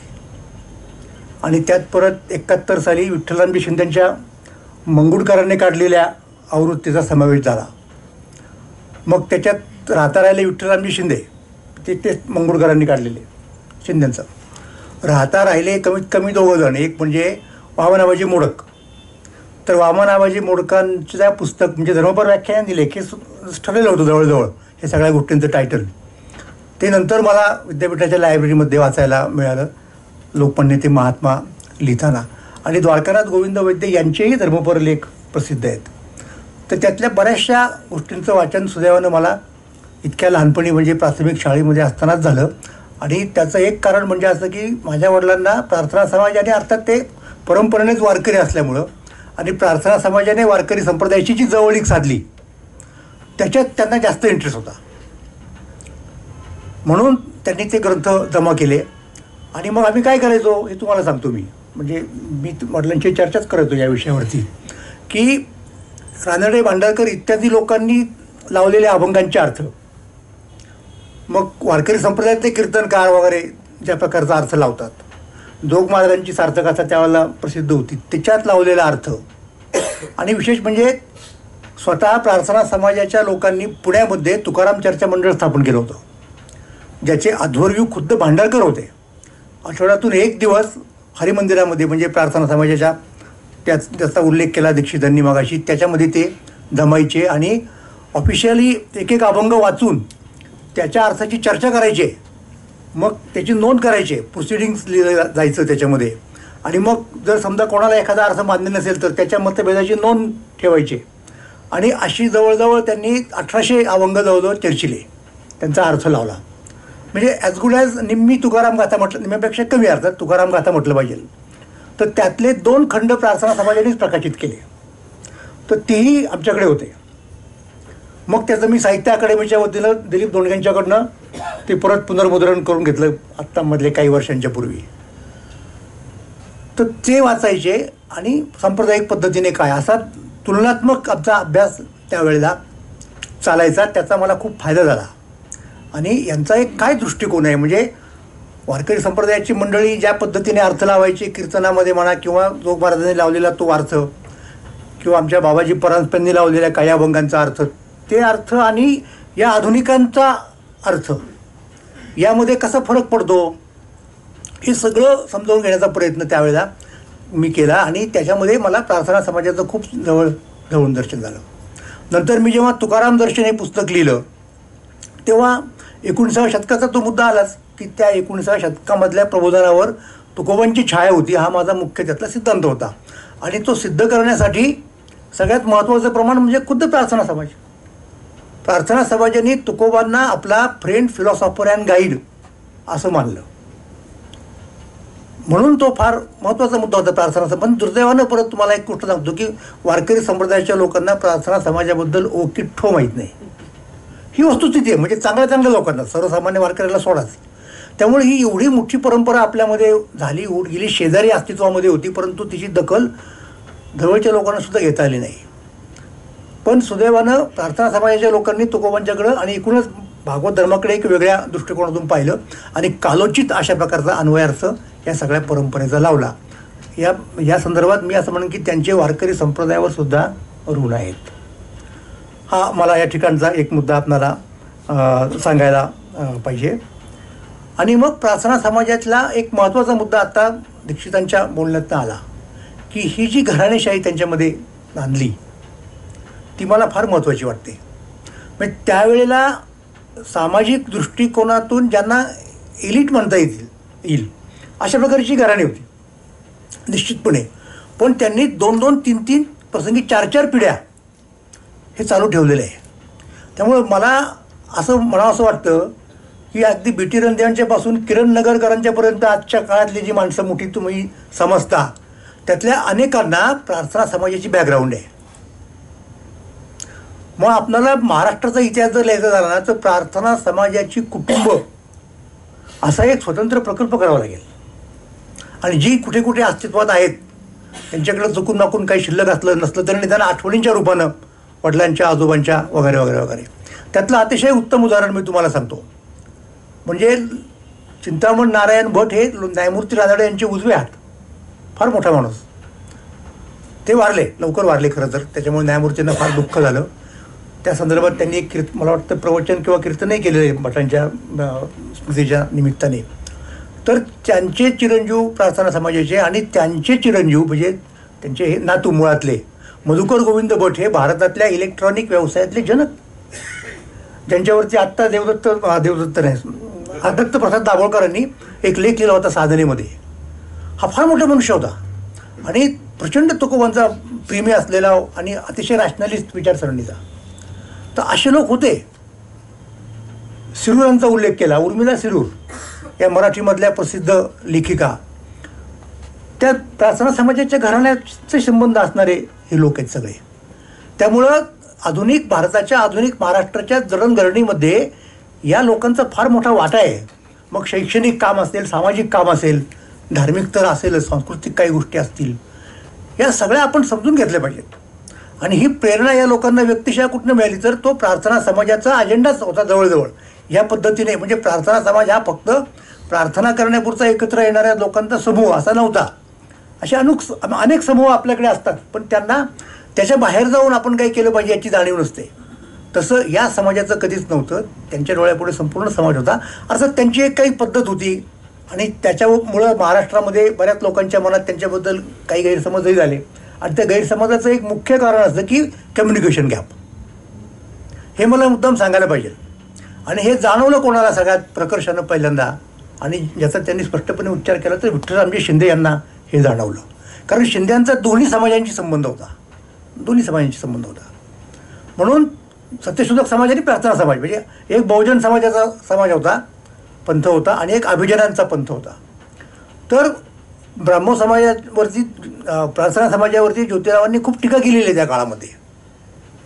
तर त्यांना प्रार्थना समाजाचा उद्देश समजला नाही असं विठ्ठलरामजी शिंदेंनी स्पष्टपणे लिहिलं. आणि त्याचं कारणही सांगितलं की एकाची भाषा दुसऱ्याला कळली नाही आणि दुसऱ्याची कळ त्यांच्यापर्यंत पोहोचली नाही. शिंदेंनी फार समजावून घेतलं आहे की काय नेमकं झालेलं आहे, की बहुजन समाजाची जी दुःख आहेत ती समजण्यासाठी नुसती बौद्धिकता कामाची नाही, त्याच्या कुठेतरी एक संवेदनशीलता पाहिजे. त्याच्यात ही मंडळी कमी पडली आणि याच्या उलट त्यांच्या ह्याच्यातली जी बौद्धिकता होती ती यांच्यापर्यंत पोहोचली नाही. त्यामुळं अगदी 2 डोळे शेजारी अक्षरशः म्हणजे इतकं साम्य आहे त्या दोन संप्रदायांच्यामध्ये परी भेटणारी जन्मांतरी अपवाद फक्त विठ्ठल शिंद्यांना. आणि एरवी ज्योतिबांच्याबद्दल इतके आदराने बोलणारे शिंदे आणि सात्विक नेहमी असणारे त्यांच्याकडनं सुद्धा त्या म्हणजे तो शब्दप्रयोग झाला की ज्योतिबाने प्रार्थना समाजाच्या हेतूंचा अभद्र विपर्यास केला. हे शिंद्यांनी स्पष्टपणे नोंदवलेलं आहे. ते बघत होते ना की काही फरक नाही यांच्यामध्ये. फरक असेल तर हाच आहे. आणि ते ब्रिज कुठेतरी शिंद्यांनी तो ब्रिज व्हायचा प्रयत्न केला पण त्याच्यातही त्यांना अपयश आलं. त्याची फार चांगली मीमांसा परत दीक्षित सरांनी त्यांच्या पुस्तकात केलेली आहे.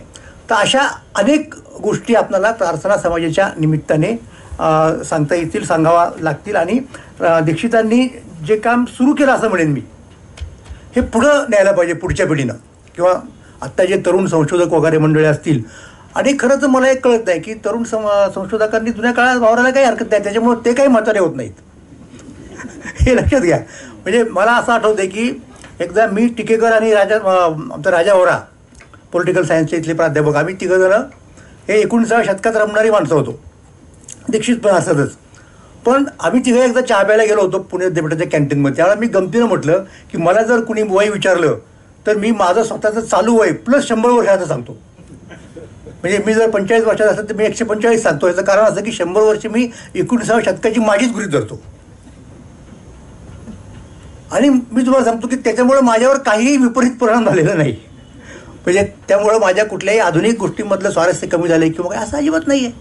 तेव्हा हे करायचं सगळ्यांनी मिळून करायचं काम आहे. आणि निश्चितपणे मला असं वाटतं की दीक्षित सरांनी ही फार चांगली आपल्याला संधी प्राप्त करून दिली की कशा पद्धतीने संपादन करावं, कशा पद्धतीने जुन्या गोष्टींच्याकडे पाहावं, मग जुन्या गोष्टींच्याकडे पाहताना आपली आधुनिकता कुठपर्यंत पुढे न्यावी, कुठे थांबावं, मग ते शैलीच्या पातळीवरती असेल किंवा आणखीन दुसऱ्या कुठल्या पातळीवरती असेल. म्हणजे अगदी भाषेशी कसा सांधा जुळवायचा तो सुद्धा जुळवायला पाहिजे. हे सगळं म्हणजे हा एक प्रकारचा वस्तुपाठच सुद्धा आहे. आणि मुख्य सगळ्यात मुद्दा म्हणजे काय की त्यांची स्वतःची अशी एक शैली आहे. ते मुळातले कवी आहेत. म्हणजे आणि त्यांची तुकोबांच्याबद्दलची एक कविता मी तुकाराम दर्शनमध्ये उद्धृत केलेली आहे. म्हणजे चांगल्या दर्जाचे कवी आहेत. म्हणजे मी सुद्धा कवी होतो, चांगल्या दर्जाचं नसेल पण कविता करायचो. आणि कदाचित त्याच्यामुळे सुद्धा मला असं वाटतं की माझीही भाषा थोडीफार बरी झाली असली पाहिजे.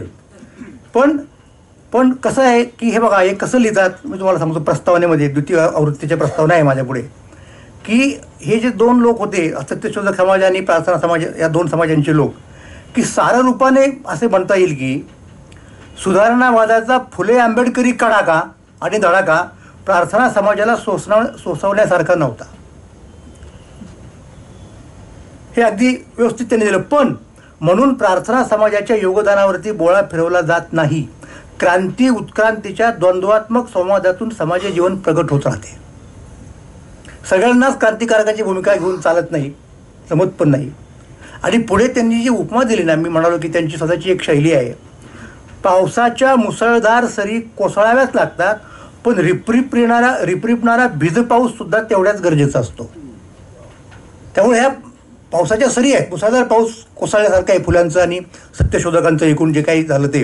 पण त्याचबरोबर प्रार्थना समाजाच्या माध्यमातून इथे जो एक निमस्तांच्या माध्यमातून जो एक रिपरिपणारा पाऊस पडला, त्यामुळे ही जमीन भीज पावसाप्रमाणे ओली झाली आणि ती ओली ते खोलीपर्यंत गेली. हा महत्त्वाचा मुद्दा त्यांनी फार चांगल्या रीतीनं पुढे आणलेला आहे. आणि हे सगळं करताना त्यांनी अगदी वैद्यांच्या सगळ्या पुस्तकामध्ये ज्या ज्या ठिकाणी आवश्यक होत्या त्या ठिकाणी टिपा दिलेल्या आहेत.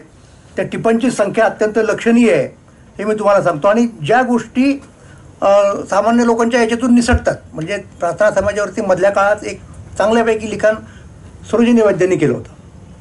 जेव्हा 100 वर्ष झाले प्रार्थना समाजाच्या लोकांना वगैरे, तेव्हा त्या इमारतीला मुंबईच्या, तेव्हा त्यांनी उपासनेला दृढ चालवावे एक फार चांगला लेख मला वाटतं मौजेत वगैरे लिहिला होता. तो नंतर स्वतंत्रपणे प्रसिद्धही झाला असेल. आणि अशी एक अलंकारिक शैली त्याच्यामध्ये, ते झाड तिथलं गिरगावाच्या प्रार्थना समाजाच्या तिथलं, ती इमारत वगैरे वगैरे, खूप तो चांगला अशा प्रकारचा लेख होता. आणि मग त्यांनी बाकीच्याही गोष्टी त्या ठिकाणी लिहिल्या. पण याच्या दीक्षितांच्या पुस्तकामध्ये अतिशय त्याला आपण काटेकोरपणा म्हणतो. म्हणजे शैली चांगली असली म्हणजे काटेकोर असू नये असं अजिबात नाही. तर एका बाजूला अतिशय उत्तम शैली, दुसऱ्या बाजूला म्हणजे त्याला आपण संशोधनाचा काटेकोरपणा म्हणतो, ते सगळं या ठिकाणी आलेलं आहे असंही मला म्हणावंसं वाटतं. नंतर त्यांनी काही गोष्टी आणखीन सांगितलेल्या आहेत.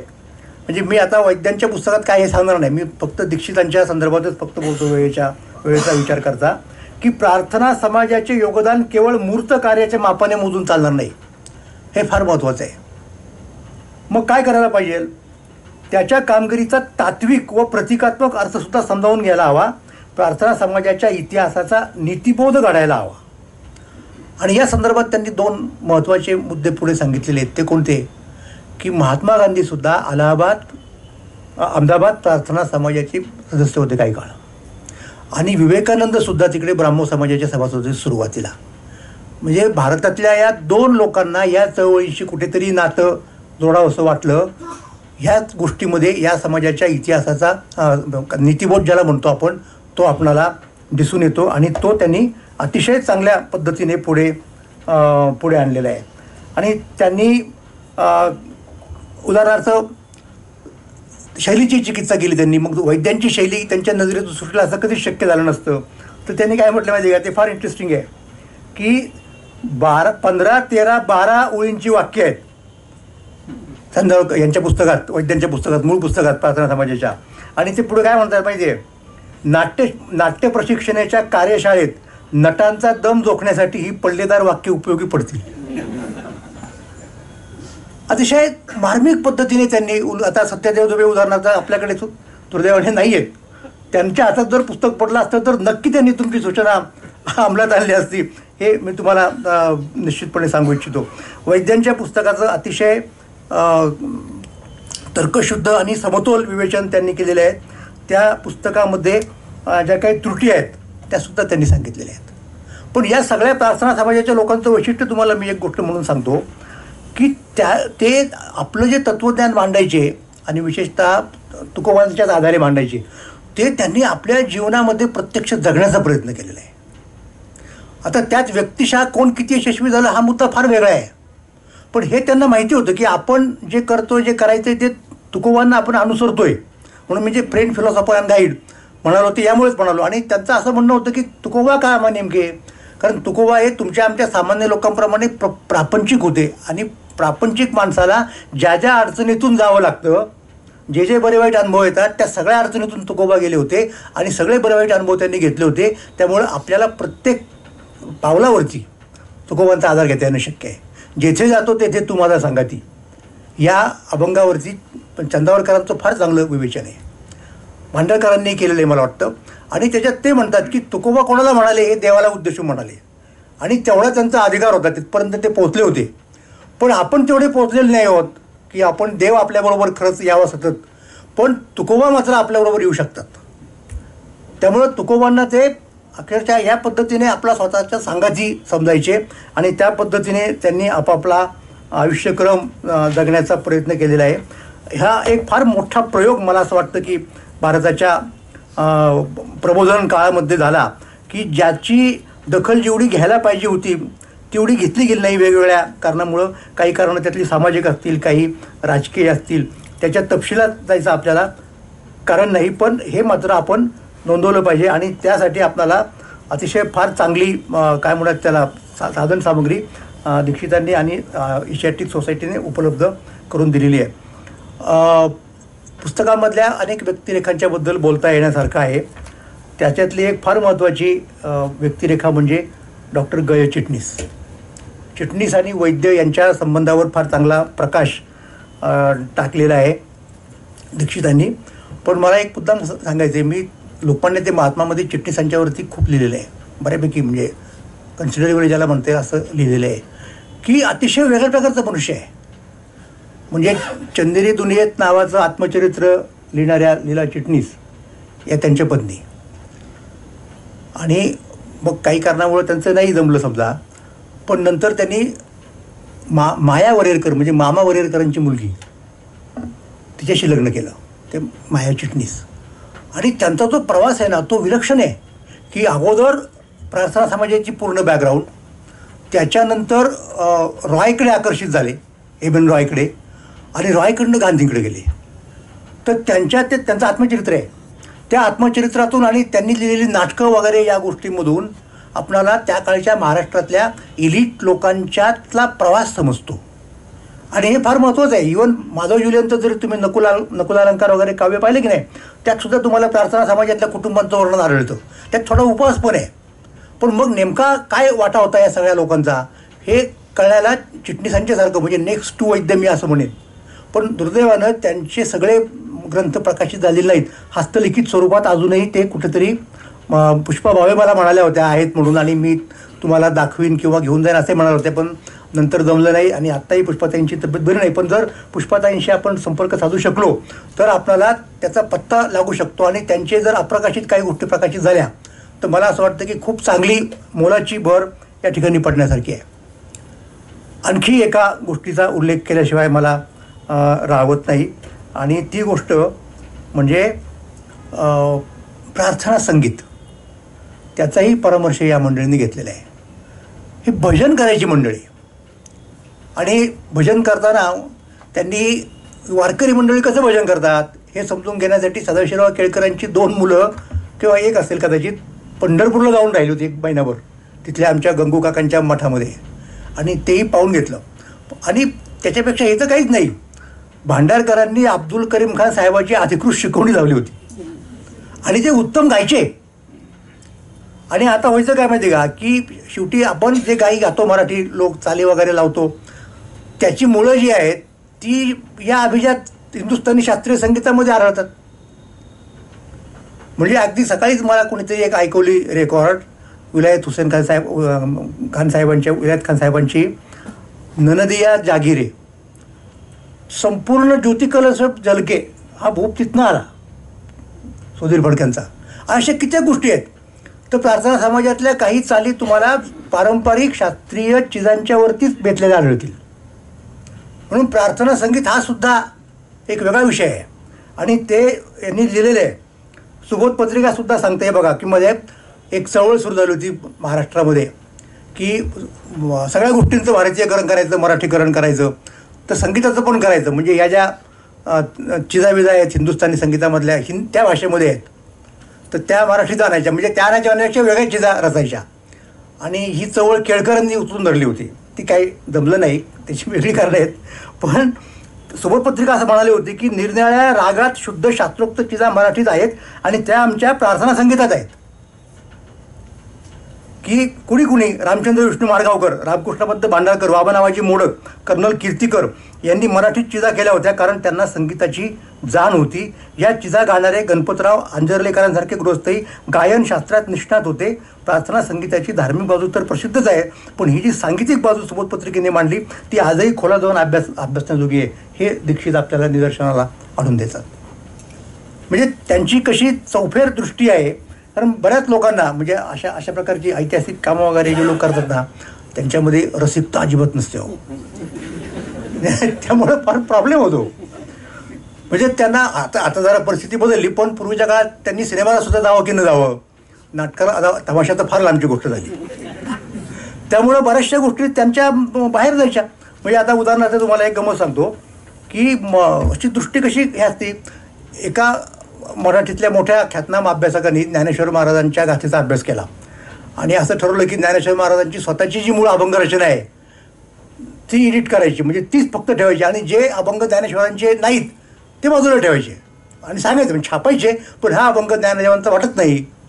आणि मग त्याचं त्यांनी कारण काय द्यायचं माहिती का की हा अभंग अशी भाषा ज्ञानेश्वरांनी वापरणं अशक्य खरं वाटत नाही, योग्य वाटत नाही. आता हे कसं काय ठरवणार.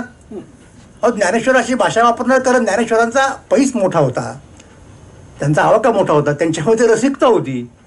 त्यामुळे या गोष्टीत त्यांना काही वर्ज किंवा वावडा असं वाटलेलं नाही. पण या मंडळींना असं वाटायचं. सुदैवानं दीक्षित हे चांगले रसिकही आहेत आणि त्यामुळं या गोष्टींकडे त्यांचं सहजपणे लक्ष गेलं. त्यामुळे त्यांच्या संपादनाला अनेक पैलू प्राप्त झाले आहेत. आणि या निमित्ताने हा जो इतिहास पुढे आला प्रार्थना समाजाचा, ते वैद्यांचा इतिहास वैद्यांनी लिहिलेला हा सुधारित स्वरूपात, त्याला पूरक गोष्टी त्यांनी सांगितल्या. आणि वैद्योत्तर काळामध्ये प्रार्थना समाजाचा जो इतिहास झाला तो सगळा आपल्याला या पुस्तकामुळं मिळालेला आहे. आणि त्यामुळं आपल्या महाराष्ट्राच्या आकलनामध्ये, भारताच्या आकलनामध्ये निश्चितपणे गुणात्मक फरक पडणार आहे. आणि यामुळं पुढच्या अनेक संशोधकांना, अभ्यासकांना लिहिण्याची, संशोधनाची प्रेरणा मिळेल. नवीन विषय सुचतील PhD वगैरे करण्यासाठी, याची मला खात्री आहे. म्हणून त्याबद्दल मी आमचे मित्र राजा दीक्षित यांना परत एकदा सगळ्या अभ्यासकांच्या वर्तुळाच्या मार्फत किंवा त्यांच्या वतीनं त्यांचं अभिनंदन करतो. आणि या कामाच्या मागे उभे जे राहिले त्या एशियाटिक सोसायटीलाही मी अभिवादन करतो आणि थांबतो. धन्यवाद.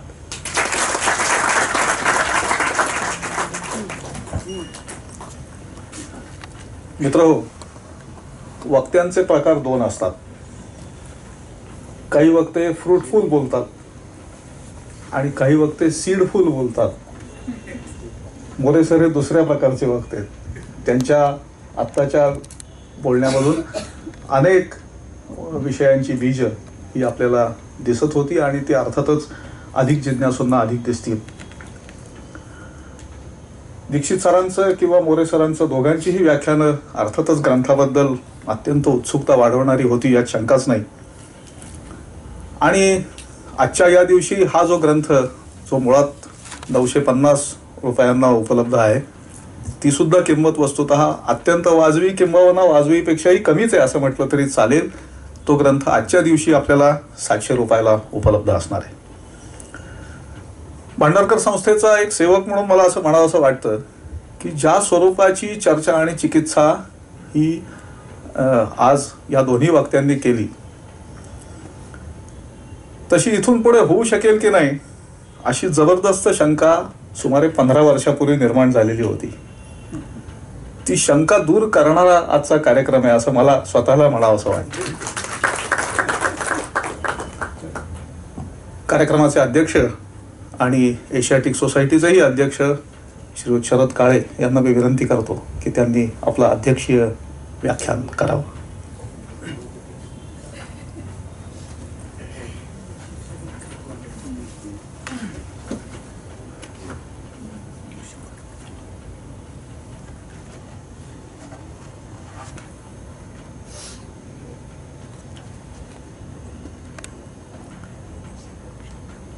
मंचावर उपस्थित असलेले श्रीयुत डॉक्टर श्रीकांत बहुलकर, माझ्या सहकारी आणि आमच्या एशियाटिक सोसायटीच्या उपाध्यक्षा डॉक्टर मीनाताई वैशंपायन, डॉक्टर सदानंद मोरे आणि डॉक्टर राजा दीक्षित, माझ्या मागे जरा झाकले गेलेले आहेत ते श्रीयुत बापट, आणि आपण उपस्थित असलेले या ठिकाणी सर्व श्रोते मंडळी.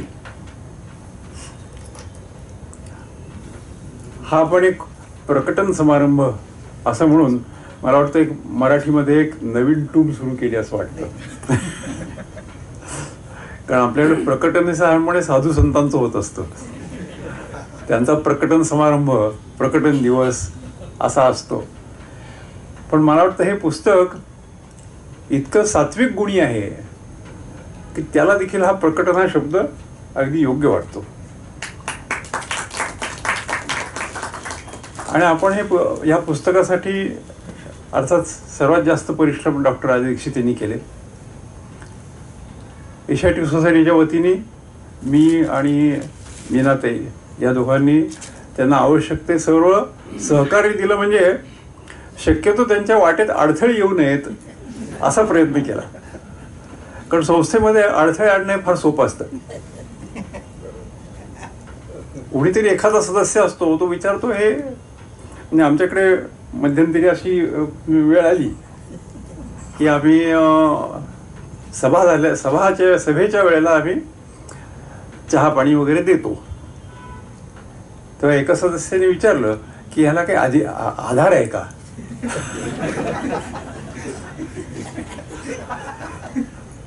तेव्हा सांगायला लागलं की आधार काही नाही आहे, प्रथा आहे. आणि आपल्याकडे म्हणजे शेवटी शास्त्रात रूढीर्बली असी, म्हणजे आपला जो समाज आहे हा जास्त करून रूढीला महत्त्व देणार आहे. शास्त्र आहे परंतु म्हणजे सगळं शास्त्रक्त असावं हे तर गीतेतच सांगून ठेवलं आहे की कार्य सर्व विवेक हा शास्त्राप्रमाणे करावा. परंतु त्या त्या समाजात काही विशेष रूढी असतात, प्रथा असतात, त्यांचं देखील तेवढंच महत्त्व असतं. म्हणजे त्या ज्याला आपण म्हणतो they are blessed by time, अनेक वर्ष ज्या चालू असतात, तर त्या चालू ठेवणं हेही महत्त्वाचं असतं.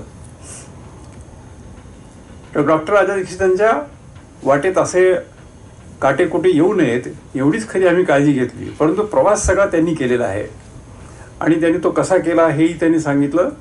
अत्यंत परिश्रमपूर्वक आणि अत्यंत विद्वत्तापूर्ण असा हा ग्रंथ निर्माण झालेला आहे. आणि मला त्याचं विशेष महत्त्व हे वाटतं की ज्या पुस्तकाच्या, जुन्या पुस्तकाच्या काही थोड्याच प्रती उपलब्ध होत्या, तर आता ते पुस्तक एका दृष्टीने मूळ स्वरूपात आणि सुधारित स्वरूपात असं दोन्ही दृष्टीने पाहण्याची सोय या पुस्तकाच्यामुळे आता होणार आहे. या पुस्तकाचं वाचन पुष्कळ व्हावं अशी जरूर आमची इच्छा आहे, कारण त्या इच्छेनेच या पुस्तकाच्या प्रती काढलेल्या आहेत.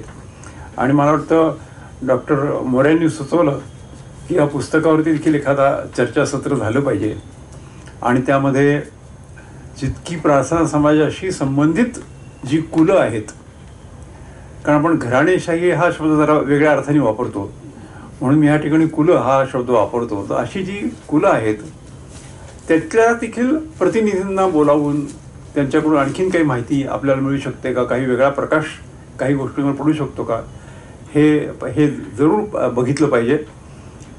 अर्थात आता कुठलंही काम मनात आलं की ते कोणाच्या खांद्यावर ठेवायचा हा एक प्रश्न असतो, कारण आपण काही स्वतः सर्व काही करू शकत नाही. आम्हाला पुस्तकाकरता अगदी चांगले भक्कम खांदे मिळाले. म्हणजे ते जरी म्हणाले की त्यांचं शरीर पोखरून गेलं तरी मला वाटतं त्या पोखरलेल्या जागांमध्ये आता प्रार्थना समाजच भरलेला आहे. त्यामुळे ते आता अधिक सशक्त आणि सबल होऊन पुढचं काम अंगावर घेतील अशी आम्हाला खात्री वाटते. आणि त्यांना काही म्हणजे त्याचं भय वाटू नये, परंतु त्यांनी करावी अशी कामं आमच्याकडे एशियाटिक सोसायटीकडे पुष्कळ आहेत. त्यांच्यासारखा जर का आम्हाला संपादक आणि संशोधक मिळाला तर करता यावा अशा अनेक गोष्टी आहेत. या ठिकाणी डॉक्टर अरुण टिकेकरांचा जरूर उल्लेख करायला पाहिजे, कारण मूळ प्रेरणा ही त्यांची होती की हे पुस्तक आपल्या ग्रंथालयात आहे, परंतु हे आता याच्या फार थोड्या प्रती उरलेल्या आहेत. हे अत्यंत मूलगामी स्वरूपाचं असं पुस्तक आहे आणि हे नव्या स्वरूपामध्ये आपण उपलब्ध करून देणं हे एशियाटिक सोसायटीचं कर्तव्य आहे. अशा भूमिकेतून त्यांनी ते मांडलं होतं. त्यांच्या काळात ते होऊ शकलं नाही. त्यानंतर त्या काळामध्ये काही निधी उपलब्ध झाला, त्यावेळेला आम्ही हे करू शकलो. आणि लोकांनी म्हटलं की इथे कशातही कोणालाही लोभ नव्हता. याचं कारण की आमच्या इथे सोसायटीमध्ये संशोधनाशिवाय दुसरं उपलब्ध काहीच नाही आहे. पुस्तकं आहेत, ती देखील जुनी पुस्तकं आहेत. पैशाची वानवा ही नेहमी चांगल्या संस्थांना नेहमी जास्त जाणवते. म्हणजे कदाचित असंही ठरवता येईल जवळजवळ की ज्यांना पैसे कमी आहेत, उलटा एक स्केल लावता येतो की तर त्यांचं कार्य काहीतरी चांगलं असलं पाहिजे. जर ते अशी चालू अनेक वर्ष चालू आहेत, आता ही एशियाटिक सोसायटी ही आज 215 वर्ष ही संस्था चालू आहे. आणखी ती कशा प्रकारचं काम करते याचं आपण सर्वजण मूल्यमापन केव्हा तरी होईल, कोणीतरी एशियाटिक सोसायटीचा इतिहास लिहिलं त्यावेळेला त्याचं मूल्यमापन होईल आणि तेही व्हायला पाहिजे. आम्ही आपापल्या दृष्टीने करत असतो, परंतु ते पुरेसं नाही. त्याला तेवढ्या इतिहासाचं जे काही सखोल परिमाण मिळायला पाहिजे ते त्याला मिळत नाही, परंतु तेही व्हायला पाहिजे आहे. आणि अशा संस्थांना सर्वांचा आधार मिळणं हे फार महत्त्वाचं असतं. त्या डॉक्टर मोरे यांनी त्यांनी एक जे विश्लेषण केलं की एका दृष्टीने प्रार्थना समाज आणि वारकरी समाज हे शेजारी असून देखील फार ते परस्पर पोषक ठरले नाहीत. तर त्याची कारणं शोधणं हा देखील खरा एक महत्त्वाचा विषय आहे. मला वाटतं की असं आपल्याकडे जे घडतं ते का घडतं आणि त्याच्यातून अनेक इतर त्याला उपविषय त्याच्यातून निघू शकतील. परंतु हा एक आपण जो मुद्दा मांडला तो फार मला महत्त्वाचा वाटला. असा आपण हा अनेक वेळेला पूर्वी मांडलेलाही आहे. आणि मला वाटतं दीक्षित सरांनी म्हटलंय की प्रार्थना समाजाच्या इतिहासामध्ये काही ज्या थोड्याशा दुर्दैवी घटना घडल्या त्यापैकी एक म्हणजे महर्षी शिंद्यांचा आणखीन प्रार्थना समाजाचा जो काही सहकाराचा एक कालावधी होता तो फार टिकला नाही. कारण महर्षी शिंद्यांसारख्याचं जर का अस्तित्व हे नंतरही चालू राहिलं असतं तर जी एक मोठी त्याला प्रेरणा ही न्यायमूर्ती रानडे आणखीन भांडारकरांनी दिली तशाच प्रकारची प्रेरणा या समाजाला पुढे मिळत राहिली असती आणि कदाचित या समाजाचं इतर समाजाशी जे काही सामंजस्य निर्माण व्हायला पाहिजे होतं ते होण्यामध्ये खूप मदती झाली असती. परंतु ते इतिहासामध्ये आता ज्या गोष्टी घडतात त्याची शेवटी आपल्याला नोंद घ्यावी लागते आणि पुढे जावं लागतं. परंतु त्याचं विश्लेषण करणं हेही महत्त्वाचं आहे की हे असं का घडलं असावं आणि असं घडू नये या दृष्टीने एक समाज या दृष्टीने आपण त्याच्यासाठी काय केलं पाहिजे. त्यामुळे ह्या पुस्तकातून मी पुस्तक तर असा संबंध वाचलं त्याचं कारण डॉक्टर दीक्षितांचे आग्रह होताच की शक्यतो जास्ती लोकांनी पुस्तक वाचावं म्हणजे प्रूफ रिडिंग फार चांगलं होईल.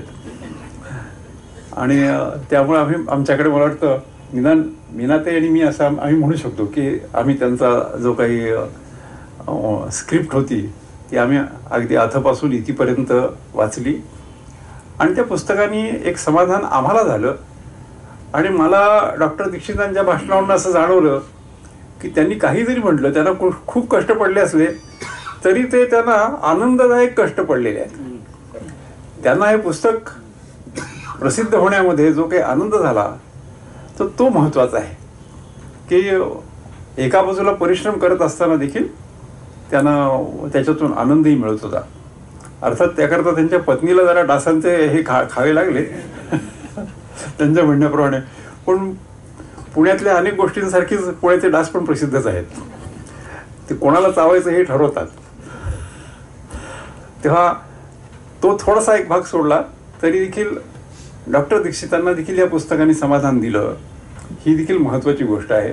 आणखी आज आपल्याला म्हणजे आम्हाला ग्रंथाचं संपादन करायला राजा माणूस मिळाला आणि त्याचं प्रकटन करायला सदानंद असा मनुष्य मिळाला हा देखील आम्ही आमच्या दृष्टीने एक भाग्ययोग समजतो. आणखीन एका योगाचा उल्लेख करतो कदाचित त्यांनी पाहिलं असेल ते. पण मला वाटतं यावर्षी देखील 31 मार्चला पापमोचनी एकादशी आहे. म्हणजे हा एक विशेष योग आहे की ज्या योगावरती प्रार्थना समाज स्थापन झाला तर तसाच योग या वेळेला 31 मार्चला येतो आहे. तेव्हा अशाच म्हणजे अशा संस्था या पुढे चालू राहाव्यात. त्यांचा अभ्यासही होत राहिला पाहिजे आणि समाजामध्ये अशा गोष्टींचं संशोधन अत्यंत सूक्ष्म संशोधन आणि डॉक्टर मोरे यांनी सांगितलं त्याप्रमाणे रसिकतेने केलेलं संशोधन असं समाजापुढे आलं पाहिजे. मला असं वाटतं की अशा प्रकारची पुस्तकं जेव्हा समाजापुढे येतील त्यावेळेला त्याला नक्कीच लोकांचा देखील आश्रय मिळत जाईल. आणि ही आमची आशा ही पहिल्या आमच्या प्रकाशनानंतर जेव्हा 50-60 कॉपी प्रति विकल्या गेल्या त्यावेळेला आमची आशा थोडीशी जरा बळकटी आलेली आहे. आज आपण इथे बसलोय बाहेर किती प्रति विकल्या जात आहेत याचा नंतर आम्ही हिशोब घेऊ.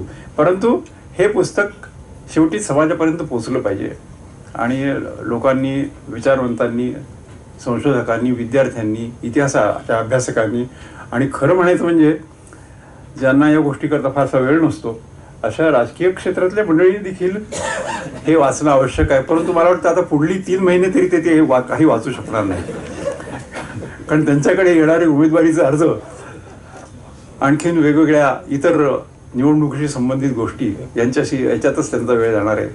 परंतु तरी देखील आपल्याला जरी असं वाटलं तरी या राजकीय नेतृत्वामध्ये देखील काही मंडळी अशी आहेत की अशा गंभीर विषयामध्ये देखील लक्ष घालून वाचन करून त्याच्यावरून काहीतरी धडा शिकणारी असे राजकीय नेतृत्व अजून थोडंसं शिल्लक आहे आपल्याकडे. तर त्यांनी देखील ह्या पुस्तकाची नोंद घ्यावी अशी माझी जरूर इच्छा आहे. अत्यंत म्हणजे ज्याला आपण म्हणतो की सत्यसंकल्पाचा दाता भगवान, तसं सर्व बाजूनी आम्ही सत्यसंकल्पाने हे पुस्तक निर्माण केलेलं आहे. तेव्हा त्याला लोकांचा आश्रय मिळेल, आणखीन तो वृद्धिंगत होईल अशी मला आशा वाटते. आज हा समारंभ भांडारकर इन्स्टिट्यूटमध्ये व्हावा याचा आम्हालाही विशेष आनंद आहे, औचित्य वाटतं. कारण डॉक्टर दीक्षित म्हणाले त्याप्रमाणे मी देखील भांडारकर इन्स्टिट्यूटच्या व्यासपीठावर भाषण करीन असं मला वाटलं नाही. समारोपाचं का असेना, परंतु हे ते इथे करायला मिळालं याचा मला विशेष आनंद आहे. आणि अत्यंत महाराष्ट्राच्या एकूणच इतिहासामध्ये ज्या व्यक्तींविषयी सर्वांनाच मनापासून आदर वाटावा अशा ज्या व्यक्ती होत्या त्यांचा ह्या प्रार्थना समाजाशी संबंध होता संस्थापकत्वाच्या निमित्ताने, ही एक महत्त्वाची गोष्ट आहे. तेव्हा या समारंभाला आपण आलेल्या सर्वांचे मी आभार मानतो. आणखी इथे जे कोणी प्रार्थना समाजाशी संबंधित मंडळी आलेली आहेत तर त्यांनी देखील एशियाटिक सोसायटीशी पुढे संबंध आपला चालू ठेवावा अशी माझी त्यांना विनंती राहील. आणि डॉक्टरांनी सुचवल्याप्रमाणे एखादं चर्चासत्र कसं आयोजित करता येईल याचा विचार आम्ही आमच्याकडे जे काही उत्साही कार्यकर्ते आहेत प्रार्थना समाजाचे, मला रमेश चव्हाण समोर दिसत आहेत, तेव्हा अशा काही मंडळींनी याच्यात पुढाकार घेऊन एक चर्चासत्र जरूर घडवून आणावं असं मला वाटतं. आणि मग त्याची दखल अर्थात सदा डोंबऱ्यांसारख्या व्यक्तींनी घेतली तर मग तिथे काय झालं चर्चेसमध्ये हा मजकूर देखील सर्व वाचकांपर्यंत पुण्यामध्ये पोहोचेल. या प्रसंगी पुन्हा एकदा भांडारकर इन्स्टिट्यूटचे आभार मानतो आणि माझं भाषण आवडते घेतो. धन्यवाद.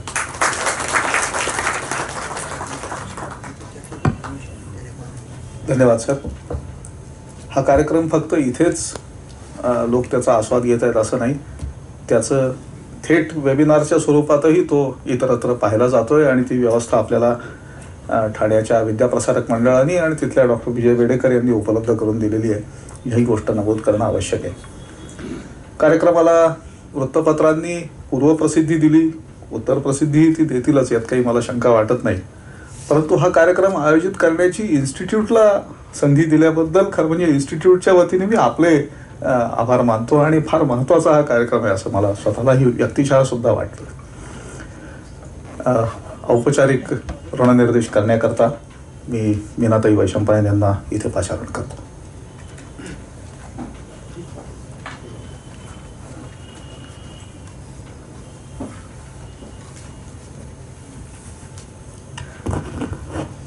नमस्कार. आजच्या कार्यक्रमाचे प्रमुख पाहुणे डॉक्टर मोरे, या पुस्तकाचे संपादक डॉक्टर दीक्षित, भांडारकरचे सचिव डॉक्टर श्रीकांत बहुलकर, एशियाटिकचे अध्यक्ष शरद काळे आणि डॉक्टर श्रीनंद बापट यांच्यासह आपण सर्व समोर जमलेले मान्यवर रसिक श्रोते हो.